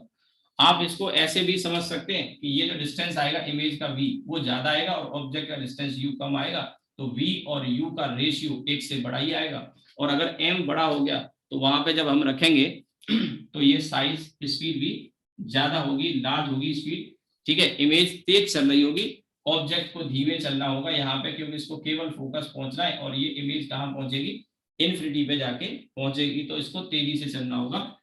इसमें फिफ्थ वाला केस, अब ऑब्जेक्ट तो इधर चलते चलते फोकस पे आ चुका है, फोकस पर आ चुका है तो एट एफ, और अगर ऑब्जेक्ट फोकस पे पहुंचेगा तो इमेज को हर हाल कहाँ पे पहुंचना होगा, माइनस इन्फिनिटी पे पहुंचना होगा। ठीक है, तो ऑब्जेक्ट यहाँ पहुंचा और इमेज यहाँ पहुंची। ऑब्जेक्ट ने कहा भी था कि पहुंच के फोन कर देना, तो कर दिया, फोन फोकस पे आ गया ऑब्जेक्ट, इमेज भी पहुंच गई इन्फिनिटी पे। और अभी भी सामने है तो m नेगेटिव, अभी भी सामने m नेगेटिव, मैं फिर से कॉमा लगा रहा हूँ और आप समझ गए होंगे क्या है m नेगेटिव, रियल और इन्वर्टेड। अब देखिए ऑब्जेक्ट यहाँ है तो ऑब्जेक्ट का डिस्टेंस इतना सा है, ऑब्जेक्ट का डिस्टेंस इतना सा है और इमेज का डिस्टेंस बहुत बड़ा है, तो v बाई यू जब हम करेंगे तो u काफी छोटा है और v काफी बड़ा है, तो अब मॉड m की वैल्यू यहाँ पे जो आएगी दैट इज ग्रेटर देन 1, यानी साइज हो गया वेरी लार्ज, और यहाँ पे भी स्पीड हो जाएगी वेरी लार्ज। अभी एक केस और बचता है, नीचे उधर जगह नहीं है, ठीक है, तो मैं थोड़ा सा, आप इसको नोट कर लीजिए, फिर मैं उसको रब करके करता हूँ इसमें, ठीक है। तो ये प्रॉपर लिखिएगा, इसके सामने ये, इसके सामने ये, यहाँ थोड़ा साइन आ रहा होगा तो मैंने पार्ट थोड़ा सा स्किप कर दिया। एक केस और इसमें बनता है, तो वो वाला केस मैं ऊपर लिख देता हूँ, ये फिफ्थ है, फिफ्थ के बाद सिक्स्थ केस होगा, वो मैं ऊपर लिख दूंगा, आप चाहो तो स्क्रीनशॉट ले लो इसका, या नोट कर लिया है तो नोट कर लो। अब देखिए यहां से आगे थोड़ा सिचुएशन बदलने जा रही है, ठीक है, और सिचुएशन ये है कि ऑब्जेक्ट अभी एफ पे पहुंचा है, अभी ऑब्जेक्ट को आगे और जगह है जाने की, तो ऑब्जेक्ट आगे जाएगा फोकस और पोल के बीच में। अब फोकस और पोल के बीच में तो इमेज जब यहाँ पहुंच गई तो ऑब्जेक्ट ने कहा मैं आगे जा रहा हूँ, तुम और आगे जाना। बोले मैं और कहाँ आगे जाऊंगी, माइनस इन्फिनिटी तो पहले से ही। बोले कोई बात नहीं, मुझे तो आगे जाना पड़ेगा। बोले मैं कहाँ जाऊँ, बोले तुम प्लस इन्फिनिटी पे आ जाओ, चेंज कर लेंगे, पोजीशन इधर आ जाएगी। जैसे ही ये फोकस को क्रॉस करेगा, जैसे ही ऑब्जेक्ट फोकस को क्रॉस करेगा, इमेज जंप करके इधर आ जाएगी प्लस इन्फिनिटी, और अब फिर मुलाकात होनी, एक बार और हो जाती मुलाकात, यहाँ पर, यहाँ से एफ से पी की तरफ जब ये जाएगा तो इमेज वहां से तेजी से चल के पी पे आके मिलेगी, फिर मुलाकात होती है। हालांकि ये एक मिरर के सामने और एक मिरर के पीछे होता है, जैसे यहाँ आमने सामने वाली मुलाकात नहीं होगी। तो जब ऑब्जेक्ट इस रीजन में होगा तो इमेज पीछे आ जाती है, और पीछे का मतलब वर्चुअल, पहली बार इमेज वर्चुअल बनेगी और इरेक्ट बनेगी। कब बनेगी, जब फोकस और पोल के बीच में ऑब्जेक्ट होगा। तो अगर आपने ये नोट कर लिया फर्स्ट वाला केस, तो फर्स्ट वाले केस में हटा रहा हूँ, फिफ्थ के बाद सिक्स्थ में यहाँ लिख रहा हूँ, फिफ्थ के बाद सिक्स्थ में यहाँ लिख रहा हूँ। मालूम पड़ा कि अभी फर्स्ट ही आपने लिख लिया, फर्स्ट की जगह सिक्स से स्टार्ट किया। बोले ये क्या गिनती उल्टी हो गई, 6 के बाद 2 के बाद 3 के बाद 4। भैया मैंने मिटा दिया फर्स्ट वाला, बता रहा हूँ। तो ये यहाँ पे आएगा, अब between F and P, focus को क्रॉस करके ऑब्जेक्ट चला गया, तो मैंने बताया इमेज अब यहाँ से जंप करके इधर आ जाएगी, ये प्लस इन्फिनिटी और पी के बीच में, तो between plus infinity and P. अब यहाँ दो इन्फिनिटी है, इसलिए प्लस और माइनस कहना पड़ेगा समझने के लिए, क्योंकि एक इस साइड में है तो दूसरा इस साइड में है, तो इससे पता लग रहा है कि between plus infinity and P, यानी मिरर के पीछे। और अब यहाँ m पॉजिटिव होगा। क्यों पॉजिटिव होगा, आप इसको देखो, इस फॉर्मूले से भी चेक कर सकते हो, क्योंकि अब जो ऑब्जेक्ट है वो तो सामने ही है, तो u तो अभी भी नेगेटिव है, u तो अभी भी नेगेटिव है, लेकिन ये इमेज पीछे, तो v पॉजिटिव हो जाएगा, तो इसका साइन इस वाले साइन को कैंसिल कर देगा, तो m पॉजिटिव आएगा और इमेज हो जाएगी वर्चुअल एंड इरेक्ट, पहली बार, ठीक है। अब देखिए इसमें मॉड m की जो वैल्यू यहाँ पे बनेगी, आप देखिए इमेज बनी थी कहाँ पे, इमेज बनी थी काफी दूर, minus infinity sorry plus infinity और p के बीच में कहीं होगी, और ये जरा सा दूर होगी, तो v काफी बड़ा आएगा u के कंपैरिजन में, और v काफी बड़ा आएगा तो जो रेशियो आएगा v अपॉन u, ये क्वाइट बिगर देन 1, और ये साइज जो होगा वो लार्ज होगा, ठीक है। साइज जो लार्ज होगा मॉड m की वैल्यू, और स्पीड भी लार्ज होगी, क्योंकि m की वैल्यू ज्यादा है तो स्क्वायर करेंगे और ज्यादा हो जाएगी। और वो ज्यादा क्यों है वो मैं बता भी दूं, क्योंकि फोकस से पोल के बीच में जब ऑब्जेक्ट चल रहा है तो इमेज यहाँ चल रही है, दोनों एक साथ पी पे पहुंचेंगे, पी की इमेज पी पे बनती है, ऐसा भी कह सकते हैं। यानी जब ऑब्जेक्ट पी पे होगा तो इमेज भी पी पे बनेगी। आप एक 7th केस बनाना चाहो बना सकते हैं, पर मैं नहीं लिख रहा हूं, मैं आपकी जानकारी के लिए बता रहा हूँ। 7th केस में P की इमेज P पे ही बनेगी, तो ऑब्जेक्ट यहाँ धीमे धीमे आएगा, इमेज बहुत तेजी से चल के आएगी, तभी तो मुलाकात होगी, because image has to travel a longer distance. मेरी बात समझ में आ गई होगी, ठीक है। तो ये आपका टेबल यहाँ पे कंप्लीट हुआ। अब देखिए इस टेबल को लेके मैं आपको यहाँ एक ग्राफ बताने जा रहा हूँ, बहुत अच्छा ग्राफ है, उस ग्राफ को आपको समझना है और आगे के लिए ध्यान भी रखना है। और इसके साथ साथ एक दो चीजें, कुछ बातें नोटिस करने की है जो मैं आपके ध्यान में लाना चाहूंगा। इस टेबल को बताने का, बनाने का जो पर्पज है, वो पर्पज क्या है? पर्पज ये है कि आपको कुछ चीजें माइंड में सेट हो जाएं जो आगे के लिए आप ध्यान रख सकते हैं। इस टेबल से कंक्लूजन क्या निकला, वो कंक्लूजन आप सुन लो। कंक्लूजन ये है कि एक कौन के मिरर रियल और वर्चुअल इमेज दोनों तरह की बना सकता है। पहली बात, देखो बहुत सारी चीजें हैं, ये अगर आप समझ लोगे तो इन चीजों को आप लिख सकते हो नोट्स में। मैं बोल देता हूं और आप इसको सुनते जाओ और समझते जाओ। मैंने कहा एक कौन के मिरर रियल और वर्चुअल दोनों तरह की इमेज बना सकता है, रियल और वर्चुअल, ठीक, पहली बात। दूसरी बात, यहाँ पे हम ये देख सकते हैं कि वर्चुअल इमेज जो बनी है वो बड़ी ही बनी है, छोटी नहीं, बड़ी ही बनेगी, लेकिन रियल इमेज छोटी और बड़ी दोनों तरह की बनती है। ये दूसरी बात आ गई कि वर्चुअल इमेज हमेशा बड़ी ही बनेगी। ये कुछ पॉइंट्स हैं जिन्हें आप ध्यान रख सकते हो, जरूरत पड़े तो बाद में टेबल आपने अगर बना ली होगी या अभी बना लो, अगर आपने नहीं बनाया तो एक स्क्रीनशॉट और ले लो और इसको आप नोट करके जो जो बातें मैं बोल रहा हूँ इन्हीं बातों को आप पॉइंट वाइज लिख लेना। मैं समझा दे रहा हूँ क्योंकि सब कुछ सामने, जो मैं बोल रहा हूँ वो टेबल में सब कुछ सामने है, बस उसमें एक्सट्रैक्ट आपको निकाल के लिखना है कुछ पॉइंट्स। जैसे मैंने कहा कि concave mirror can form real as well as virtual image, एक बात तो मैंने ये बोली है ना, रियल के साथ साथ वर्चुअल इमेज भी बनाता है। दूसरी बात मैंने ये बोली कि एक कौन के मिरर वर्चुअल इमेज अगर बनाएगा तो वो बड़ी ही बनाएगा, लेकिन रियल इमेज छोटी और बड़ी दोनों तरह की पॉसिबल है। दो बातें हो गई। तीसरी बात, अगर वर्चुअल इमेज बनती है तो उसके लिए वर्चुअल इमेज, इसी पूरी टेबल का एक्सट्रैक्ट बता रहा हूं, ये आप चाहो तो पॉइंट वाइज लिख सकते हैं, आगे क्वेश्चन में काम आएगा। ध्यान रखने वाली बात है, अगर इमेज वर्चुअल चाहिए तो ऑब्जेक्ट को फोकस और पोल के बीच में ही होना होगा। यही तो समझ में आया, यानी ऑब्जेक्ट अगर फोकस और पोल के बीच में होगा तो इमेज वर्चुअल बनेगी, बड़ी बनेगी, इरेक्ट बनेगी, ठीक है। ये तीसरी बात हो गई। चौथी बात, अगर रियल इमेज चाहिए तो ऑब्जेक्ट को फोकस के परे होना पड़ेगा, यानी बियॉन्ड फोकस होना पड़ेगा, यानी फोकस से लेके माइनस इन्फिनिटी के बीच में कहीं भी अगर ऑब्जेक्ट होगा, कहीं भी अगर ऑब्जेक्ट होगा तो इमेज उसकी रियल बनेगी, लेकिन बड़ी भी बन सकती है, छोटी भी बन सकती है। अब ये जो रीजन है, इस रीजन को दो पार्ट में डिवाइड कर लो, एक पार्ट ये और एक पार्ट ये। तो सिंपल सा एक लॉजिक है कि जब ऑब्जेक्ट हमारा यहाँ होगा, जब ऑब्जेक्ट हमारा यहाँ होगा तो इमेज यहाँ होगी, और जब ऑब्जेक्ट हमारा यहाँ होगा तो इमेज यहाँ होगी, यानी ये पोजीशन को स्वैप कर लेते हैं। तो आपको ये तो समझ में आ गया चौथा पॉइंट कि माइनस इन्फिनिटी और एफ के बीच में जब ऑब्जेक्ट होगा तो इमेज रियल बनेगी, बड़ी भी बन सकती है, छोटी भी। बड़ी कब बनेगी, छोटी कब बनेगी, ये डिसाइड होगा ऑब्जेक्ट कहाँ है। जैसे ऑब्जेक्ट यहाँ है तो आप जानते हो इमेज पास बनेगी, इस इलाके में बनेगी, पास बनेगी तो छोटी बनेगी, यानी ऑब्जेक्ट जब माइनस इन्फिनिटी और सी के बीच में होगा तो इमेज छोटी बनेगी और एफ और सी के बीच में बनेगी। जब ऑब्जेक्ट आ गया सी और एफ के बीच में, जब ऑब्जेक्ट सी और एफ के बीच में आ गया तो इमेज फिर इस रीजन में जंप कर जाएगी, और इस रीजन में अगर इमेज बनेगी तो कैसी बनेगी, छोटी बनेगी कि बड़ी बनेगी, तो बड़ी बनेगी क्योंकि दूर बन रही है, ठीक है। यानी ऑब्जेक्ट जब एफ और सी के बीच में होगा इमेज बड़ी बनेगी, रियल बनेगी, इन्वर्टेड बनेगी, और सी और माइनस इन्फिनिटी के बीच में बनेगी। ये इस पूरी टेबल का कंक्लूजन आ गया, ठीक है। सो ये आप नोट कर लीजिए, और इसमें मैं ग्राफ अभी बनवाऊंगा आपको, अभी वो ग्राफ हमें बनाना है। फिर इसमें कॉन्वेक्स मिरर के सिर्फ दो केस बनेंगे, कॉन्वेक्स के सिर्फ दो केस बनेंगे, उसका भी एक ग्राफ हम बनाएंगे, ठीक है। अब देखिए किताबों में जो ग्राफ आपको दिया होता है वो ग्राफ केवल रियल ऑब्जेक्ट के लिए दिया होता है, लेकिन मैं आपको बताऊंगा उस ग्राफ से। जैसे अभी हमने ऑब्जेक्ट यहाँ चलाया है, अगर कोई वर्चुअल ऑब्जेक्ट है तो पीछे भी हो सकता है, इधर भी हो सकता है, वर्चुअल होगा तो उसके लिए इमेज कहाँ बन सकती है, ठीक है। ये हमको ग्राफ से एक आइडिया मिल जाएगा कि इमेज वर्चुअल ऑब्जेक्ट के केस में क्या होगी, कहाँ बनेगी। जैसे रियल ऑब्जेक्ट के केस में इमेज रियल और वर्चुअल बनी, और रियल इमेज छोटी बड़ी हो सकती है, लेकिन जो वर्चुअल इमेज है वो हमेशा बड़ी ही बनती है, ध्यान रखना, बड़ी ही बनती है। जैसे कह दे कि एक मिरर से वर्चुअल इमेज बन रही है 3 गुने साइज की, तो समझ जाना कि वर्चुअल इमेज अगर बड़े साइज की बन रही है तो वो कॉनकेव ही होगा, कॉनकेव मिरर ही होगा, क्योंकि आगे मैं आपको जो बताने वाला हूं ना, कॉन्वेक्स मिरर वर्चुअल इमेज अगर बनाता है तो वो छोटी ही बनाएगा, ठीक है, वर्चुअल इमेज कॉन्वेक्स अभी आगे आएगा।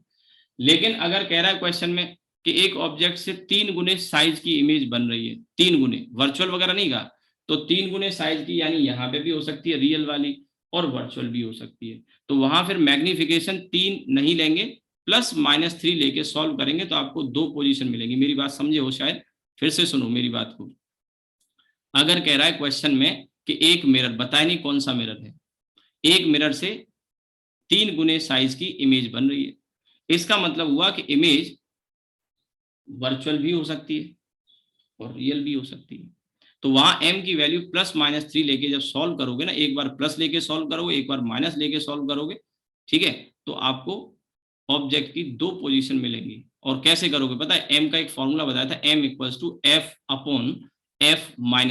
f/f - u, m की वैल्यू +-3 रख दो, फोकल लेंथ रख दो, तो एक बार प्लस रखोगे तो u की वैल्यू कुछ आएगी और माइनस रखोगे तो कुछ आएगी, लेकिन वो कुछ क्या होगा वो आप यहाँ से बता सकते हो कि अगर हम +3 लेके चल रहे हैं तो पक्का है कि एक पोजीशन तो इसमें आनी है, इसमें, क्योंकि वर्चुअल इमेज अगर मिलेगी 3 गुने साइज की तो यहाँ कहीं होगा। फॉर एग्जाम्पल, एक मिरर की फोकल लेंथ 10 है, तो यहाँ ऑब्जेक्ट की लोकेशन 10 से कम आएगी, एक केस में ऑब्जेक्ट की लोकेशन 10 से कम आएगी। दूसरा, 3 गुने साइज की रियल अगर बन रही है इधर, तो रियल है तो बड़ी बनेगी, तो बड़ी यहाँ बनेगी, वो तभी पॉसिबल है जब ऑब्जेक्ट इस रीजन में हो, यानी एक पोजीशन तो 10 से कम होगी और दूसरी पोजीशन 10 और 20 के बीच में आएगी। आप मेरी बात समझे? तो ये टेबल को अगर आपने समझ लिया ना तो क्वेश्चन मोस्टली सॉल्व हो जाएगा। क्या पता वहां पे ऑप्शन जो दिए हों, एक 5 से छोटा दिया ही ना हो, 5 से छोटा दिया ही ना हो, एक ही आंसर दिया हो 10 और 20 के बीच में, बाकी जो ऑप्शन दे रखे थे उसमें ये 20 दे रखा था, जो हो नहीं सकता, 10 और 20 के बीच में होगा या 5 से 10 से छोटा होगा, तो 10 से छोटा वाला दिया नहीं था ऑप्शन। एक ऑप्शन दिया था 10 और 20 के बीच में, मान लीजिए 15 दे दिया या 16 दे दिया या 18 दे दिया या 14 दे दिया, और एक दिया था 20 और एक दिया था 30। तो ये आप ऐसे ही देख के इग्नोर कर सकते हैं, 30 हो नहीं सकता, क्योंकि हमें पता है इमेज यहाँ बनाने के लिए ऑब्जेक्ट यहाँ होना चाहिए 10 और 20 के बीच में, या फिर अगर पीछे की साइड में बनेगी तो यहाँ होना चाहिए। अब जैसे अगर वहां पे ऑप्शन जो दिए उनमें से आप कुछ को रिजेक्ट कर सकते हैं, जैसे 30 वाला नहीं हो सकता, 20 वाला नहीं हो सकता।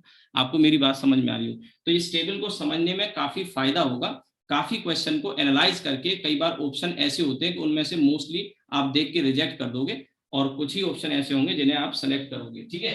अब आ जाता हूं मैं ग्राफ में, ठीक है, ये आपने नोट कर ही लिया होगा। ग्राफ में यही बना देता हूं इसको सामने रखते हुए, और इसी टेबल में आगे हम कॉन्वेक्स मिरर का केस भी हम देखेंगे। चलिए अब देखिए,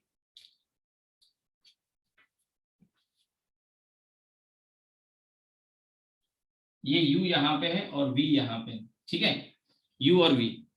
इसमें हम जो ग्राफ बनाने जा रहे हैं तो मैं साइन कन्वेंशन प्रॉपर लेके बना रहा हूँ। कुछ किताबों में साइन कन्वेंशन के बिना भी ग्राफ मिलेगा, जैसे उसमें जहां तक मुझे याद है एक बुक है यूनिवर्सल शायद, उसमें जो ग्राफ दे रखा है वो बिना साइन कन्वेंशन के दे रखा है, और भी कहीं मिल सकता है लेकिन मैं साइन कन्वेंशन के साथ ही बता रहा हूँ। अब साइन कन्वेंशन क्या है, जैसे देखिए ऑब्जेक्ट हमारा यहाँ पे अगर होगा, सामने अगर होगा तो u नेगेटिव आएगा, u नेगेटिव आएगा, तो मैं जो ग्राफ बनाने जा रहा हूँ वो इस रीजन में बनेगा u नेगेटिव के लिए, क्योंकि अगर ऑब्जेक्ट सामने है, रियल ऑब्जेक्ट है, रियल ऑब्जेक्ट है, तो हमारा जो ग्राफ होगा वो u का जो वैल्यू होगा वो नेगेटिव होगा, u का जो वैल्यू होगा वो नेगेटिव होगा, ठीक है। तो अब u नेगेटिव है तो वो यहाँ आएगा। फिर हमने देखा अभी कि जब ये यहाँ से यहाँ तक था, यहाँ से यहाँ तक था, तो इमेज भी इसी रीजन में बनी थी, लेकिन जैसे ही ऑब्जेक्ट इस रीजन में आया इमेज पीछे चली गई, यानी v नेगेटिव था इस रीजन में, और जब पीछे गया तो v पॉजिटिव हो गया, तो v पॉजिटिव यानी यहाँ और नेगेटिव यानी यहाँ, ठीक है। आपको मेरी बात समझ में आई हो, ठीक है।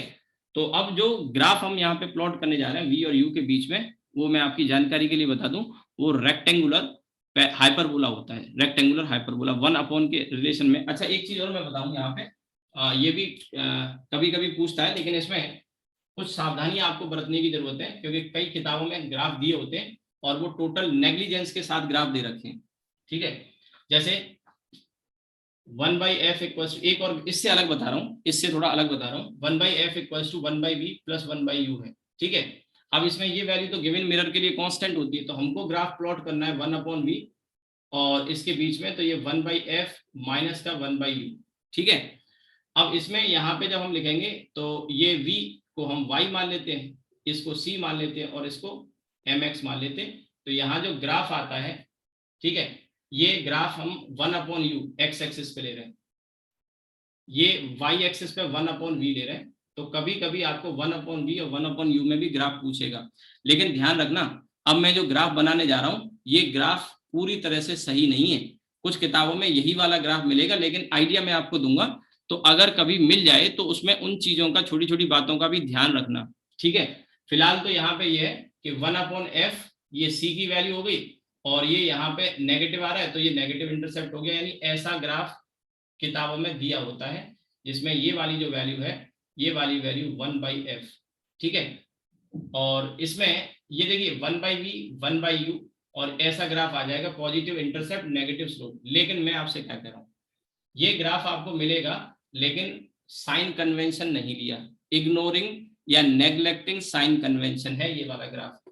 लेकिन अगर आप देखिए, अगर मैं एक स्पेशल केस ले लेता, जैसे स्पेशल केस से मेरा मतलब है कि अगर ये ग्राफ मैं प्लॉट कर रहा हूं कॉनकेव मिरर के लिए, तो फोकल लेंथ भैया नेगेटिव आएगी, तो सी जो मैंने पॉजिटिव लिया है वो नेगेटिव हो जाएगा इंटरसेप्ट। ठीक है, इसके अलावा यही नहीं, इसमें एक्चुअली जो ग्राफ ये बनाया जाता है ना, तो ये एक ग्राफ नहीं है, इसमें कई ग्राफ आएंगे स्ट्रेट लाइन ही आएंगे, लेकिन उसमें फिर आपको केसेस बना के करना होगा। जैसे कॉनकेव मिरर में ये इंटरसेप्ट नेगेटिव हो जाएगा, कॉन्वेक्स में ये पॉजिटिव हो जाएगा। ठीक है, दो बातें तो यही हो गई। फिर इसकी u की जो वैल्यू है, u की वैल्यू अगर रियल ऑब्जेक्ट है, ध्यान देना, अगर रियल ऑब्जेक्ट है तो u नेगेटिव आएगा, तो u नेगेटिव आएगा तो ये माइनस एक्चुअल में प्लस हो जाएगा, तो ये भी प्लस हो गया और ये भी नेगेटिव हो गया, तो इसका साइन नेगेटिव और ये पॉजिटिव। ठीक है, तो ये विदाउट साइन कन्वेंशन मैंने ग्राफ ड्रॉ किया है और ना ही कोई मिरर का केस डिस्कस किया है, जनरल बना दिया। ठीक है, जनरल बना दिया। लेकिन अगर इफ ऑब्जेक्ट इज रियल, मैं लिख देता हूं, object is real and mirror is concave, then f negative होगा और u भी नेगेटिव होगा। तो जो फॉर्मूला, इसको मैं बाद में कर लूंगा। तो यहाँ पे देखिए ये 1/v, ये 1/v और ये माइनस का f हो जाएगा और ये प्लस का u हो जाएगा। आपको मेरी बात समझ में आई होगी? न्यूमेरिकल वैल्यू लिख के अगर हम इसको सॉल्व करते हैं, ठीक है, ये आएगा, तो ये परमानेंट नेगेटिव आ गया, y equals to -c + mx। अब अगर आप इसका ग्राफ प्लॉट करेंगे, यहाँ पे देखिए ग्राफ अगर हम प्लॉट करें, ये बाद में बना दूंगा। तो अभी ये भी कोई ऐसा नहीं रटने की चीज नहीं है, मैंने देखा ये ग्राफ ज्यादातर किताबों में दिया ही नहीं होता। तो पॉजिटिव स्लोप नेगेटिव इंटरसेप्ट, तो ये ऐसे करके आएगा।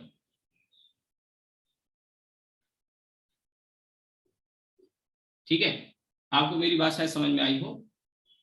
तो ये ऐसे करके ग्राफ जाएगा, इसका जो इंटरसेप्ट है ये यहाँ पे ये आ गया माइनस का 1/f।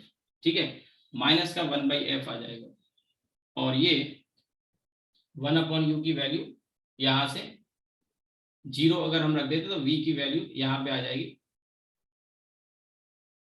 1/v की वैल्यू 0 रख देंगे तो ये पॉजिटिव आ जाएगी, ये 1/f आ जाएगा। ठीक है, तो ये ग्राफ ऐसा बन जाएगा। लेकिन इस केस में object is real, mirror is concave, most common case जो अभी हमने डिस्कस किया है, रियली ऑब्जेक्ट की पोजीशन ली हमने, पीछे तो हम गए नहीं थे, बट मैं बता रहा हूँ आगे जो मैं ग्राफ बताने जा रहा था, अभी बनाया नहीं, वो वाला ग्राफ अगर मैं बताता, अभी उस ग्राफ पे तो मैं आने वाला हूँ, ये तो मैंने बीच में ऐड कर दिया। ज्यादातर किताबों में ये ग्राफ दिया होता है, अभी रेक्टेंगुलर हाइपरबोला नहीं, ये तो स्ट्रेट लाइन है, रेक्टेंगुलर हाइपरबोला आएगा जब v और u के बीच में खींचेंगे। अभी हमने 1/v और 1/u के बीच में ड्रॉ किया है, तो वो स्ट्रेट लाइन आता है, ये कंफर्म है। लेकिन स्ट्रेट लाइन ऐसे होगी कि ऐसे होगी, उसके लिए केस बनाने पड़ेंगे। अब जैसे मैंने कॉनकेव मिरर का केस बता दिया, कॉन्वेक्स होता तो 1/f में फोकल लेंथ पॉजिटिव होती, तो फोकल लेंथ पॉजिटिव होती तो इंटरसेप्ट तो पॉजिटिव ही आता, इंटरसेप्ट पॉजिटिव आता। अब फिर वो रियल ऑब्जेक्ट है, वर्चुअल ऑब्जेक्ट है, कैसा है, तो अगर रियल ऑब्जेक्ट होगा तो यू नेगेटिव रखूंगा, प्लस ये भी प्लस और ये भी प्लस, तो ग्राफ जो यहाँ से कट मार रहा है वो ग्राफ यहाँ पे कट मारता ऊपर। आपको मेरी बात समझ में आ रही हो? पॉजिटिव इंटरसेप्ट और positive slope, convex mirror real object के लिए। तो ऐसे कोई एक ग्राफ कहीं किताब में दे दिया है मैंने कई जगह देखा, बच्चा क्या है रटने का काम, मेडिकल का बच्चा तो बिल्कुल बेचारा इन चीजों पे ध्यान ही नहीं देता, उसको तो बस मिल गया और रट लिया, हो गया, चलो आगे बढ़ो। लेकिन ऐसे बहुत सारे केसेस बन जाएंगे, ये बन जाएगा, ये बन जाएगा, ये बन जाएगा।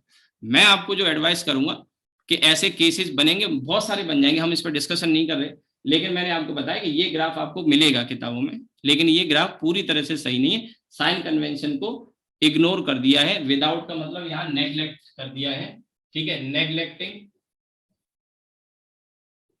साइन कन्वेंशन, ठीक है।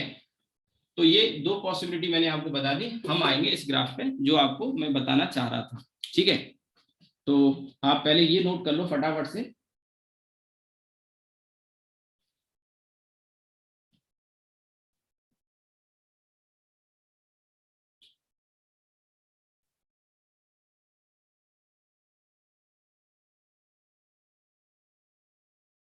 अभी इसमें थोड़ा सा रह गया, क्योंकि अभी यही वाला पार्ट कंप्लीट हो पाएगा। कल हम कॉनकेव मिरर का, कॉनकेव का तो पढ़ लिया, कॉन्वेक्स का बताऊंगा, उसमें सिर्फ दो ही केस बचेंगे, दो ही केस बनेंगे, और उसका भी ग्राफ हम ड्रॉ करेंगे। और फिर एक न्यूटन का मिरर का फॉर्मूला हो रहा है, वैसे पढ़ा तो होगा आपने, F square equals to x1 x2। Newton का तो कहानी अलग रही है, वो सबसे अलग चलता था, जो किसी ने दूसरे फॉर्मूला बनाया, जैसे आपने हीट में देखा स्टीफन्स लॉ, मैं न्यूटन्स लॉ ऑफ कूलिंग डाल दिया, अपना न्यूटन्स को क्या लगा दिया था, बाइनोमियल अप्रोक्सीमेशन। तो ऐसे ही क्या है, जो फॉर्मूला एक्चुअल में होता है 1/f equals to 1/v plus 1/u वाला, उसी में अपना एक तरीका जोड़ दिया कि डिस्टेंस हम पोल से मेजर नहीं करेंगे, फोकस से करेंगे, ठीक है। तो वो फॉर्मूला तो बदल ही जाएगा। अब एक फॉर्मूला है, बस एक फॉर्मेलिटी, उसकी आत्मा को शांति देने के लिए हम पढ़ाएंगे जरूर, लेकिन उसका यूज ना के बराबर है। न्यूटन्स मिरर फॉर्मूला जो है ना के बराबर है, बस फॉर्मूला थोड़ा सा आइडिया रखो, और आपको भी ना लगे कि सर ने लास्ट टाइम में वो छोड़ दिया। अच्छा, बच्चा इन चीजों को बहुत हिसाब रखता है कि सर वो वाला टॉपिक रह गया, ये वाला टॉपिक रह गया, ठीक है, और आपने वो सर डायमेंशन तो पढ़ा ही नहीं था, ठीक है। तो भैया ऐसा है कि मैं पढ़ाऊंगा आपको, ये नोट कर लिया होगा आपने, स्क्रीनशॉट ले लो।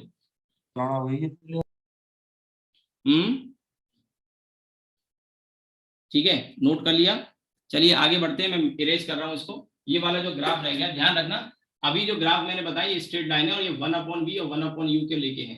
अब जो ग्राफ मैं यहाँ प्लॉट करने जा रहा हूँ, वो ग्राफ v और u के बीच में, ये ग्राफ जो आता है वो रेक्टेंगुलर हाइपरबोला आता है, ठीक है। और आपको पीछे मैथमेटिक्स के बारे में अगर पढ़ा हो, मेरे वीडियो पढ़े हैं, अगर आपको रेक्टेंगुलर हाइपरबोला या हाइपरबोला का आइडिया ना हो, तो वीडियो मैंने अपलोड कर रखे हैं पहले से, वो आप वीडियो देखेंगे तो आपने देखा होगा हाइपरबोला जो बनते हैं वो पेयर में बनते हैं, हाइपरबोला जो बनते हैं पेयर में बनते हैं। जो मैं पढ़ाता हूँ तो थोड़ा सा आइडिया भी देता हूँ, ये हाइपरबोला है, ये ऐसे एक्स और वाई एक्सेस है, ठीक है। और इसमें ये दो लाइन होती है जिनको एसिम्पटोट्स कहते हैं, ऐसे ये वो लाइन होती है जिनको कर्व इन्फिनिटी पे मिलता है, यानी these are the line to which curve meet at infinity. अब ये एसिम्पटोट होते हैं इन जनरल, लेकिन रेक्टेंगुलर हाइपरबोला का केस थोड़ा अलग होता है। ये जो एसिम्पटोट होते हैं इनके बीच में एंगल कुछ भी हो सकता है, लेकिन रेक्टेंगुलर हाइपरबोला के केस में ये एंगल 90 हो जाता है, और ये एक्सिस y और ये एक्सिस x बन जाती है। और इसको पूरे को जब हम पलट लेते हैं तो ऐसे करके एक हाइपरबोला यहाँ और एक हाइपरबोला यहाँ आता है, और ये जो लाइन y और x एक्सिस है ये परपेंडिकुलर है, तो एसिम्पटोट परपेंडिकुलर हो गए, इसलिए वर्ड यूज किया रेक्टेंगुलर। रेक्टेंगल में एंगल जो होता है वो 90 होता है, रेक्टेंगल में जो चारों एंगल होते हैं 90 होते हैं, तो रेक्टेंगुलर हाइपरबोला इसलिए बोलते हैं क्योंकि ये जो लाइन है डॉटेड में मैंने बनाई है, इन लाइन को हम एसिम्पटोट कहते हैं। एंगल कुछ भी हो सकता था, बट रेक्टेंगुलर के केस में ये एंगल 90 हो जाता है, ठीक है। और दो पेयर में बनेंगे, ऐसे हो सकता है या तो, या फिर ऐसे और ऐसे हो सकता है, ठीक है। तो ये दो पेयर में या तो ऐसे आएगा या ऐसे आएगा, इसी तरह का ग्राफ हमको यहाँ मिलने वाला है। और जो किताबों में ज्यादातर बुक्स में पैकेजेस में एक ही पार्ट उस ग्राफ का दिया होता है रियल ऑब्जेक्ट के लिए, मैं पूरा आपको बताऊंगा वर्चुअल के लिए, और इसीलिए मैंने आपको ये थोड़ा सा आइडिया दिया है रेक्टेंगुलर हाइपरबोला का, ठीक है। अगर ना पता हो तो आपको यूट्यूब पे मैथमेटिक्स वाले वीडियो आप देख लो, वहां से आपको सारी चीजें क्लियर हो जाएंगी। और टॉपिक वाइज है, ग्राफ्स का एक अलग वीडियो होगा, एक या दो, ट्रिग्नोमेट्री का अलग होगा, डिफरेंशिएशन के अलग हैं 2-3 वीडियो, इंटीग्रेशन के अलग हैं, एरिया अंडर कर्व के अलग हैं, एलजेब्रा के अलग हैं, क्वाड्रेटिक इक्वेशन वगैरह। तो जो आपको वीक पार्ट लगता है उसको आप देखिए, ठीक है। ग्राफ भी मैंने दो पार्ट में पढ़ाता हूँ, एक मैथमेटिक्स वाले अलग और एक काइनेमेटिक्स में ग्राफ बताए थे।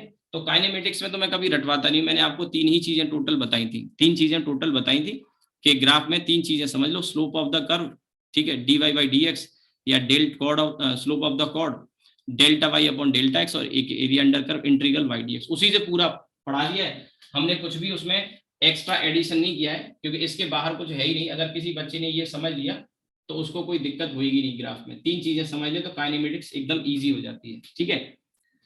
तो अब देखिए ये ग्राफ मैं प्लॉट कर रहा हूँ। अब इस ग्राफ में मैंने अभी आपको समझाया था कि हम ऑब्जेक्ट को यहाँ पूरे रीजन में रखें तो ऑब्जेक्ट रियल है, यू नेगेटिव है, तो हमारा ग्राफ एक तो इधर आएगा, पहली बात। अब आपके मन में सवाल आ सकता है कि सर यू पॉजिटिव भी तो हो सकता है, थोड़ा तसल्ली रखिए, आएगा वो भी, लेकिन पहले रियल वाला समझ लेते हैं जो यहाँ टेबल हमने बनाई है। यानी ऑब्जेक्ट वर्चुअल अगर होगा तो यू पॉजिटिव होगा तो वो ग्राफ इधर जाएगा, लेकिन वो ग्राफ जो वर्चुअल वाला है वो ज्यादातर किताबों में दिया नहीं होता। मैं बताऊंगा आपको, मैं बताऊंगा, और वो इसी से आप खुद समझ जाओगे और कैसे आप उसको प्लॉट कर सकते हैं, और उससे आपको वर्चुअल ऑब्जेक्ट की डिफरेंट डिफरेंट पोजीशन के लिए इमेज कहां कहां बनेगी, क्या साइज होगा, कैसी होगी, रियल होगी, वर्चुअल होगी, वो ग्राफ से पता लग जाएगा, करने की जरूरत नहीं है, ठीक है। लेकिन अभी जो मैं बताने जा रहा हूं आपको, जो किताबों में होता है वो इस वाले रीजन में मिलता है, क्योंकि वो रियल के लिए ड्रॉ किया होता है, वर्चुअल के लिए बताते ही नहीं है। मैं बताऊंगा आपको, ठीक है। तो अब सबसे पहले तो ऑब्जेक्ट हमारा रियल है, यू नेगेटिव है, तो इस रीजन में ग्राफ इस रीजन में आएगा यू नेगेटिव। लेकिन हमने देखा इमेज यहां से यहां भी बनी थी, और जब ऑब्जेक्ट इस रीजन में आया था तो पीछे चली गई थी, यानी वी पॉजिटिव भी हो गया था, तो वी पॉजिटिव भी आएगा और नेगेटिव भी आएगा, ठीक है। लेकिन ये कब आएगा, इसका कैसे डिसाइड हो, तो इसका डिसाइड हम ये कर सकते हैं कि जब हमारा ऑब्जेक्ट फोकस के इधर था, ऑब्जेक्ट हमारा फोकस के इधर था, यानी यू की वैल्यू एफ से ज्यादा थी, नेगेटिव तो थी लेकिन एफ से ज्यादा थी, तो इमेज हमारी रियल थी, और वो इमेज भी इसी रीजन में बनी थी। तो मैं सबसे पहले यहाँ एक रेस्ट्रिक्शन डालूंगा u की वैल्यू पे, क्योंकि मुझे यहाँ पे ये समझ में आ गया कि u की जो वैल्यू है, u की वैल्यू ये फोकस से ज्यादा है, f से ज्यादा है, तो ये वाली जो वैल्यू आएगी यहाँ पे, ये वैल्यू आपका f आ गया माइनस में इसलिए क्योंकि ओरिजिन के इधर है। ये ओरिजिन यहाँ पे जो इसे आप पोल कह सकते हो, एक तरह से पोल वाली सारी डिस्टेंस यहीं से नापते हैं ना, सारी डिस्टेंस कहाँ से नापते हैं, पोल से। तो ओरिजिन से डिस्टेंस इधर पॉजिटिव इधर नेगेटिव, तो पोल ही ओरिजिन है और ओरिजिन ही पोल है।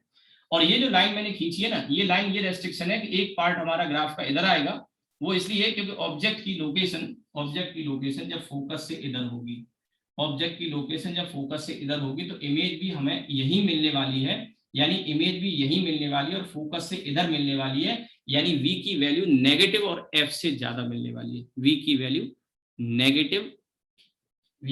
नेगेटिव और f से ज्यादा मिलने वाली है, ठीक है। तो यहाँ पे v पे भी रेस्ट्रिक्शन हमने लगा दी, ठीक है, v पे भी हमने रेस्ट्रिक्शन लगा दिया, ठीक है भैया, ये आ गया। अब देखिए यहाँ पे रेस्ट्रिक्शन ये है तो ये भी -f हो गया, यानी एक तो ग्राफ मेरा इस लाइन के इधर आएगा रियल ऑब्जेक्ट के लिए इधर, और इमेज भी इधर ही बन रही है, यानी एक इधर आएगा और इसके नीचे आएगा। ध्यान से देखिएगा, एक इधर आएगा और एक इधर आएगा, यानी इस रीजन में आने वाला है, इस रीजन में केवल, ठीक है। एक तो ये समझने की बात है। ये जो रेड वाली लाइन है ना, आगे थोड़ी देर में समझ में आ जाएगा, ये जो रेड वाली लाइन है वो हाइपरबोला में एसिम्पटोट जो बता रहा था ना, वो एसिम्पटोट ये है रेड वाले, ये नहीं, ये एसिम्पटोट है, क्योंकि कर्व जिन लाइन को इन्फिनिटी पे मिलता है वो कर्व हमारा एसिम्पटोट होता है। तो आप एक्स और वाई एक्सिस ना सोचे, इस वाले क्वेश्चन में ये रेड वाली लाइन एसिम्पटोट्स है। नाउ जब हमारा ऑब्जेक्ट इन्फिनिटी पे था, माइनस इन्फिनिटी, इमेज फोकस पे बनी, तो ध्यान से देखना, जब हमारा ऑब्जेक्ट यू की वैल्यू इन्फिनिटी थी तो इमेज कहां बनी थी, फोकस पे, तो ग्राफ यहां से स्टार्ट होगा, और जब ऑब्जेक्ट इधर चलता गया तो इमेज का डिस्टेंस इधर बढ़ता गया, इमेज का डिस्टेंस बढ़ रहा है, तो इमेज का डिस्टेंस बढ़ने का मतलब नीचे नेगेटिव ही है, और ऑब्जेक्ट का कम हो रहा है, तो ऑब्जेक्ट कम हो रहा है, इमेज बढ़ रही है, तो ये ग्राफ नीचे की तरफ जाएगा ऐसे करके। और जब ये ऐसे जा रहा था तो हमने क्या देखा कि जब ऑब्जेक्ट फोकस पे पहुंच गया, यानी ऑब्जेक्ट पहुंच गया यहाँ पे एफ पे, ये यू का डिस्टेंस एफ हो गया, यहाँ पे पहुंच गया, तो इमेज कहाँ जंप करके पहुंच गई, इन्फिनिटी पे, माइनस में इन्फिनिटी पे, तो इमेज नीचे पहुंच गई इन्फिनिटी पे, तो ये ग्राफ ऐसे करके जाएगा। अब क्योंकि मैंने थोड़ा सा इसको स्केल प्रॉपर दिया नहीं, ये थोड़ा मुझे ऊपर लेके चलना चाहिए था, बट आप समझ गए होंगे ये रेक्टेंगुलर हाइपरबोला है। और अभी थोड़ी देर पहले मैं आपसे क्या कह रहा था, एक रेक्टेंगुलर हाइपरबोला नहीं होता, दो पेयर में मिलते हैं, एक ये हो गया, दूसरा पार्ट इधर आएगा, क्योंकि ये जो लाइन रेड वाली है ये एसिम्पटोट है, तो एक पार्ट ये हो गया, दूसरा पार्ट और मैं यहाँ पे बनाऊंगा वो इस वाले रीजन में आने वाला है, ठीक है। नाउ सी, जैसे ही, ध्यान से सुनना, जैसे ही ऑब्जेक्ट फोकस और पोल के बीच में गया, जैसे ही ऑब्जेक्ट फोकस और पोल के बीच में गया, फोकस और पोल के बीच में, यानी इस इलाके में यू की वैल्यू है, तो इमेज जंप करके इधर आ गई प्लस इन्फिनिटी और इधर चलने लगी, यानी v की वैल्यू पॉजिटिव हो गई। तो ऑब्जेक्ट हमारा इधर है और इमेज इस इलाके में v पॉजिटिव और u नेगेटिव, यानी इधर होगा। लेकिन जैसे ही ऑब्जेक्ट ने इस लाइन को क्रॉस किया, f वाली लाइन को क्रॉस किया, इमेज माइनस इन्फिनिटी से प्लस इन्फिनिटी, माइनस इन्फिनिटी से प्लस इन्फिनिटी जंप करेगी और फिर इनकी मुलाकात हुई है कहां पर, फिर मुलाकात हुई है पोल पर, यानी यहां मुलाकात होगी। तो v भी कम हो रहा है और u भी कम हो रहा है, v भी कम हो रहा है, u भी कम हो रहा है। ये ग्राफ यहां से ऐसे चलेगा। ये जो ग्राफ मैंने बनाया है, आपको थोड़ा सा करेक्ट कर लूं, कैमरा डिस्टर्ब हो गया। हाँ भैया, तो मैं कह रहा था ये इतना ही ग्राफ किताबों में आपको मिलता है, इतना ही, इससे ज्यादा नहीं। लेकिन ये अगर आप गौर करें तो पूरे इसमें u नेगेटिव है, पूरे इसमें u नेगेटिव है और u पॉजिटिव भी हो सकता है जब इधर आएगा तो कहां होगा, तो आपको कुछ नहीं करना है असल में। ये तो मुझे पता लग गया, इधर माइनस इन्फिनिटी, ध्यान से देखना, इधर माइनस इन्फिनिटी और इधर माइनस इन्फिनिटी में ऐसे करके रेक्टेंगुलर हाइपरबोला जा रहा है। ये हाइपरबोला यहाँ रुक गया, रोको मत जाने दो, ये हाइपरबोला यहां तक रोक दिया, जाने तो दो। और ये कहां जाएगा आपको पता है कि ये एसिम्प्टोट है, इनको जब बना रहे हो ना आप, स्केच कर रहे हो तो टच नहीं करने चाहिए, इन्फिनिटी पे टच करेंगे तो टच नहीं करने चाहिए इसके क्लोज, तो इसको यहां मत रोको, जाने दो ना।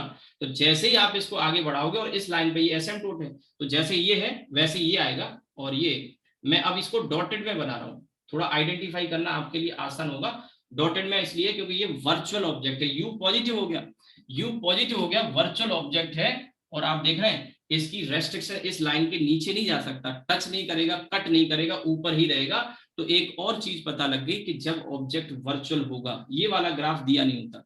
और मैं बता दूं यूनिवर्सल वगैरह जैसे बुक है उसमें क्या किया है कि ये जो ग्राफ है ना, ये यही वाला ग्राफ पलट के इधर बना दिया है, साइन कन्वेंशन के बिना बना दिया है। जैसे एक ऐसे लाइन खींच दी, एक ऐसे खींच दी और ये ग्राफ यहां बना दिया और दूसरा ग्राफ यहां बना दिया है, कुछ किताबों में ऐसे दे रखा है। तो ये पूरी तरह से साइन कन्वेंशन का फॉलो नहीं किया, पहली बात तो। दूसरा, इधर वाला पार्ट जो है, जो इधर आ रहा है मेरा, वो नहीं आएगा। तो ध्यान रखना, अगर आपको ऑप्शन मिले और एक ये वाला ग्राफ बनाओ और एक ये वाला बनाओ, तो मेरी सलाह ये है कि ये सही है, क्योंकि हमने साइन कन्वेंशन लिया है, इसमें साइन कन्वेंशन नहीं है। अगर है ही नहीं, ये वाला ऑप्शन है ही नहीं, तो गो फॉर इट। तब जब ऑप्शन ही नहीं है तो आप इसको बनाइए। लेकिन दोनों में सही ये है क्योंकि हमने साइन कन्वेंशन भी इसमें प्रॉपर लिया, एक बात। दूसरी बात, ये जो मैंने बनाया इसमें इधर वाला पार्ट नहीं दिखाया, ज्यादातर किताबों में ये वाला पार्ट नहीं मिलेगा, पैकेजेस में नहीं मिलेगा, क्योंकि वर्चुअल ऑब्जेक्ट के लिए ग्राफ बताते ही नहीं है, बनाते ही नहीं है, होता है लेकिन। और यहाँ पे देखिए क्या कंक्लूजन निकला, ध्यान से देखना, ये ग्राफ जब मैं आगे बढ़ा रहा हूँ तो यू पे कोई रेस्ट्रिक्शन नहीं है, यानी ऑब्जेक्ट आप कहीं भी रख सकते हो, पी से लेके प्लस इन्फिनिटी तक। लेकिन v पे रेस्ट्रिक्शन आया और ये रेस्ट्रिक्शन हमें बता रहा है कि v की वैल्यू -f से ज्यादा नहीं हो रही, यानी इमेज जो बनेगी वो फोकस से ज्यादा दूर नहीं हो सकती। और ये नेगेटिव है, एक चीज और समझो, ये नेगेटिव है। v नेगेटिव का मतलब समझ रहे हो, v नेगेटिव का मतलब है, v नेगेटिव आया ना, ये ग्राफ ऐसे करके गया, तो v नेगेटिव का मतलब इमेज सामने बनेगी, ध्यान से सुनो, इमेज सामने बनेगी, रियल बनेगी। इमेज कैसी बनेगी? रियल बनेगी। नहीं आई बात समझ में? बोलो। v नेगेटिव है, u पॉजिटिव है, बोलना पड़ेगा भैया, क्योंकि खास बात है ये। समझ में आ रही है मैं जो बता रहा हूँ आपको? Yes sir. देखिए इसमें ये जो लाइन ऐसे करके जा रही है, ये जो लाइन ऐसे जा रही है, तो ये v नेगेटिव है। ध्यान से सुनो, बहुत काम की चीज बताऊं, एक बहुत काम की बात है। ये जो v है ये नेगेटिव है और u पॉजिटिव है, तो एक बात तो ये पता लगी कि ऑब्जेक्ट कहीं भी रख देना, इमेज सामने बनेगी और फोकस और पोल के बीच में बनेगी। यानी for all values of virtual object a concave mirror will form a real image and between f and p। ये एक बहुत ही बढ़िया चीज आपके सामने निकल के आई, मैंने बोल दिया है, आपको ये लिखना होगा। क्या बताया मैंने बताया, समझ लोगे तो लिख भी लोगे, 2 दिन के बाद भी लिखोगे तो कम से कम ध्यान रहेगा ग्राफ देख के। For all values of virtual object image found by concave mirror is always real and between f and p। अब f और p के बीच में होगी तो जाहिर सी बात है कैसी आएगी, छोटी आएगी कि बड़ी आएगी? छोटी आएगी कि बड़ी आएगी? छोटी आएगी। अब देखिए एक खास बात यहाँ पे, वो खास बात क्या है कि आप जो है, मैं दावे के साथ कह सकता हूं, ज्यादातर बच्चे ये जो फॉर्मूला पढ़ के आते हैं m equals to minus V by U equals to I by O, ये तो मैंने बता ही दिया था। मैंने फिर एक चीज और बोली थी आपको कि m की वैल्यू नेगेटिव, ध्यान से सुनना मेरी बात को, इसीलिए क्लास करनी पड़ेगी अगर आपको सीखना है। किताबों में तो ये मिलेगा ग्राफ, मैंने ये बताया साइन कन्वेंशन को लेकर, पूरा ग्राफ भी नहीं मिलेगा, लेकिन पूरा ग्राफ आ गया। अभी इसमें मैं लिखाऊंगा अभी क्या क्या है, लेकिन अभी आप एक बात समझो, मैंने अभी आपको एक क्लास पहले ये बताया था m पॉजिटिव का मतलब और m नेगेटिव का मतलब, और मैंने कहा था ये साइन कन्वेंशन। अब समझ लो, अब समझ लो, ये साइन कन्वेंशन तभी वैलिड है जब, जो मैंने कहा था वैलिड का मतलब m पॉजिटिव का मतलब virtual and erect, m negative का मतलब real and inverted, real and inverted, यही तो बोला था। लेकिन कब बोला था, ये किताबों में नहीं मिलेगा, आप कहीं पे भी किसी भी किताब में लिखा दिखा देना मुझे, नहीं है, मैंने इतनी सारी किताब पढ़ी, नहीं कहीं दिया है, वहां लिखा होता है m नेगेटिव का मतलब रियल एंड इन्वर्टेड, लेकिन ये बात तब है जब ऑब्जेक्ट रियल हो, ऑब्जेक्ट रियल हो। लेकिन अब जरा देखो इस केस में, आप समझो इस केस में m की वैल्यू होती है भैया माइनस वी बाई यू, आप समझना ये माइनस साइन है, ऑब्जेक्ट यहाँ पीछे है, ध्यान से सुनना, ऑब्जेक्ट यहाँ कैसे है, पीछे है, तो ऑब्जेक्ट अगर पीछे है तो u की वैल्यू कैसी हो गई, नेगेटिव। और यहां से मुझे पता लग रहा है, यहां से भी देख सकते हो v कैसा हो गया, v कैसा हो गया, ऑब्जेक्ट सॉरी ऑब्जेक्ट कैसा हो गया, पॉजिटिव, ऑब्जेक्ट यहाँ पे है ना, यहाँ पे है तो ऑब्जेक्ट पॉजिटिव हो गया, u पॉजिटिव है, और v कैसा है, नेगेटिव, तो m का साइन कैसा आ गया, बोलो, आपसे पूछ रहा हूं, माइनस पॉजिटिव आ गया, पॉजिटिव। और अगर आप ये फॉलो करोगे, आप दिखा देना किसी किताब में लिखा मिल जाए, किसी भी किताब में लिखा मिल जाए, आप बता देना ये क्या है, m पॉजिटिव है और ये भी m पॉजिटिव है, लेकिन इस m पॉजिटिव का मतलब क्या पढ़ा हमने, इस ऊपर वाले m पॉजिटिव का मतलब क्या बताया, क्या क्या किताब हमने, वर्चुअल इमेज, वर्चुअल इमेज। लेकिन अभी आपको पता लग रहा है इमेज कहाँ बन रही है, रियल बन रही है सर, सामने बन रही है, रियल बन रही है, तो गलत हो गया कि नहीं हो गया, एक्चुअल में गलत नहीं है, एक्चुअल में गलत नहीं है, पढ़ाया अधूरा जाता है। वो एक कहावत है, little knowledge is dangerous thing, आधा ही बताया जाता है, आधा सच कभी पूरा सच नहीं होता, ध्यान रखना, आधा सच। तो आपको ये जानना होगा, अब मैंने उस समय सिर्फ बता दिया था, अब आपको समझ में आ गया होगा कि ये जो साइन कन्वेंशन है m पॉजिटिव m नेगेटिव, ये रियल ऑब्जेक्ट होगा तब उसके लिए साइन कन्वेंशन में हम बोलते हैं कि अगर ऑब्जेक्ट रियल है तो इमेज वर्चुअल m पॉजिटिव का मतलब वर्चुअल एंड इरेक्ट होगी, और अगर m नेगेटिव है तो रियल इन्वर्टेड होगी। लेकिन यहाँ तो कहानी पलट गई, इमेज रियल है, इमेज कैसी है, रियल है, सामने बन रही है, यही तो मैं कह रहा हूँ, इमेज कैसी है, रियल है, इमेज रियल है और m पॉजिटिव आ रहा है यहाँ पे। तो यहाँ से फिर आप कहोगे, फिर बाद में आके मुझे बोलते कि सर यहाँ तो ऐसा हो रहा है, मैंने वो गुंजाइश ही नहीं रखी, मैंने वो बात ही खत्म कर दी, क्योंकि उसमें जब हम ये पढ़ते हैं m की वैल्यू पॉजिटिव तो यही रटा दिया जाता है वर्चुअल एंड इरेक्ट, और m नेगेटिव मतलब रियल एंड इन्वर्टेड, लेकिन कहीं भी ये नहीं लिखा होता कि ये बातें रियल ऑब्जेक्ट होता है तभी ट्रू है। मैंने आपको शुरू में ही बता दिया था, लेकिन एक सिचुएशन आपके सामने मैंने दे दी। नाउ सी, ये जो ग्राफ आया है, मैंने कहा ये इतना जो पार्ट है ये पलट के इधर मिल सकता है कुछ किताबों में, जैसे अभी मैंने बताया, बुक का नाम बताया, इधर मिल सकता है पलट के, लेकिन साइन कन्वेंशन इग्नोर किए, एक बात।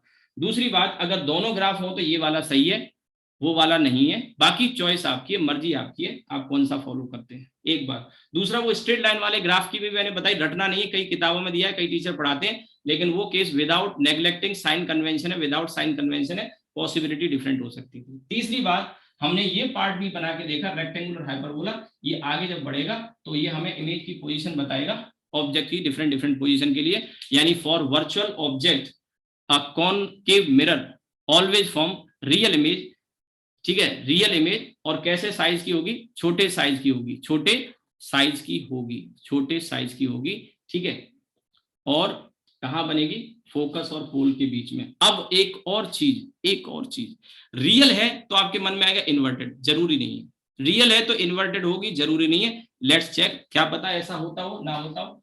तो अभी ये तो आ गया, m की वैल्यू पॉजिटिव आ गई, और m की वैल्यू पॉजिटिव आ गई, तो इसको, ये तो पॉजिटिव आ गई, equal to I by O, ध्यान से सुनना, आई बाई ओ, रियल तो बन रही है। अब यहाँ पे ऑब्जेक्ट मान लो मैंने ऐसे रख दिया, ऑब्जेक्ट ऐसे रख दिया, तो ओ की वैल्यू भैया कैसी हो गई, ओ की वैल्यू कैसी हो गई, जल्दी से बोलो, पॉजिटिव, पॉजिटिव। और आई की वैल्यू कैसी हो गई फिर, आई की वैल्यू पॉजिटिव, और आई की वैल्यू पॉजिटिव का मतलब आई की वैल्यू पॉजिटिव का मतलब बताओ यार। इरेक्ट। इरेक्ट। अब रियल और इन्वर्टेड आज तक रटते रटते इतने समय हो गया, अब में से बच्चे तैयारी कर रहे हैं, 1 साल 2 साल हो गए, 3 साल, real inverted real inverted real inverted. यहाँ तो हमने कहानी बदल दी, रियल एंड इरेक्ट आ गई, ये तो कहानी। ठीक है, तो रटना नहीं है, चीजों को समझना है। ठीक है, चीजों को समझना है। ठीक है, और वो साइन कन्वेंशन फॉलो करते हुए आप जाएंगे। और ये भी नहीं है कि एम नेगेटिव का मतलब रियल एंड इन्वर्टेड है और एम पॉजिटिव का मतलब वर्चुअल एंड इरेक्ट है। यहाँ तो एम पॉजिटिव है और एम पॉजिटिव होने के बाद रियल एंड इरेक्ट आ गया। ठीक है, चलिए अब इसमें लिख लेते हैं ये क्या है, ये क्या है और ये क्या है। आज की क्लास इसके साथ ही मैं खत्म करूंगा, थोड़ा टाइम ज्यादा हो गया, मेरी दूसरी क्लास भी है। ठीक है, तो अब देखिए आगे बाकी का बचा हुआ कल करेंगे। तो ये जो रीजन था इसमें क्या था, हमने देखा ये इस इलाके में है, इस इलाके में है। ठीक है, इसमें सॉरी इस वाले में, सॉरी इस वाले में, इस वाले में, और इस वाले इलाके में हमने देखा रियल ऑब्जेक्ट की रियल इमेज, रियल ऑब्जेक्ट की, हिंदी में लिख रहा हूं, रियल इमेज। ये क्या भैया, ये वाला जो पार्ट आया, ये वाले पार्ट में यहाँ एफ और टी के बीच में, तो ऑब्जेक्ट तो रियल था, इमेज वर्चुअल थी। तो मैं यहाँ लिख रहा हूँ, विजिबल होगा शायद, रिफ्लेक्शन नहीं, रियल ऑब्जेक्ट की वर्चुअल इमेज। ठीक है, थोड़ा इम्पैक्ट अच्छा आता है ये कीवर्ड, रियल ऑब्जेक्ट की वर्चुअल इमेज। और ये क्या है, ये वाला लास्ट, ये वाले में हमने देखा ऑब्जेक्ट ऑब्जेक्ट की रियल इमेज, और इमेज कैसी बनी, इमेज कैसी बनी,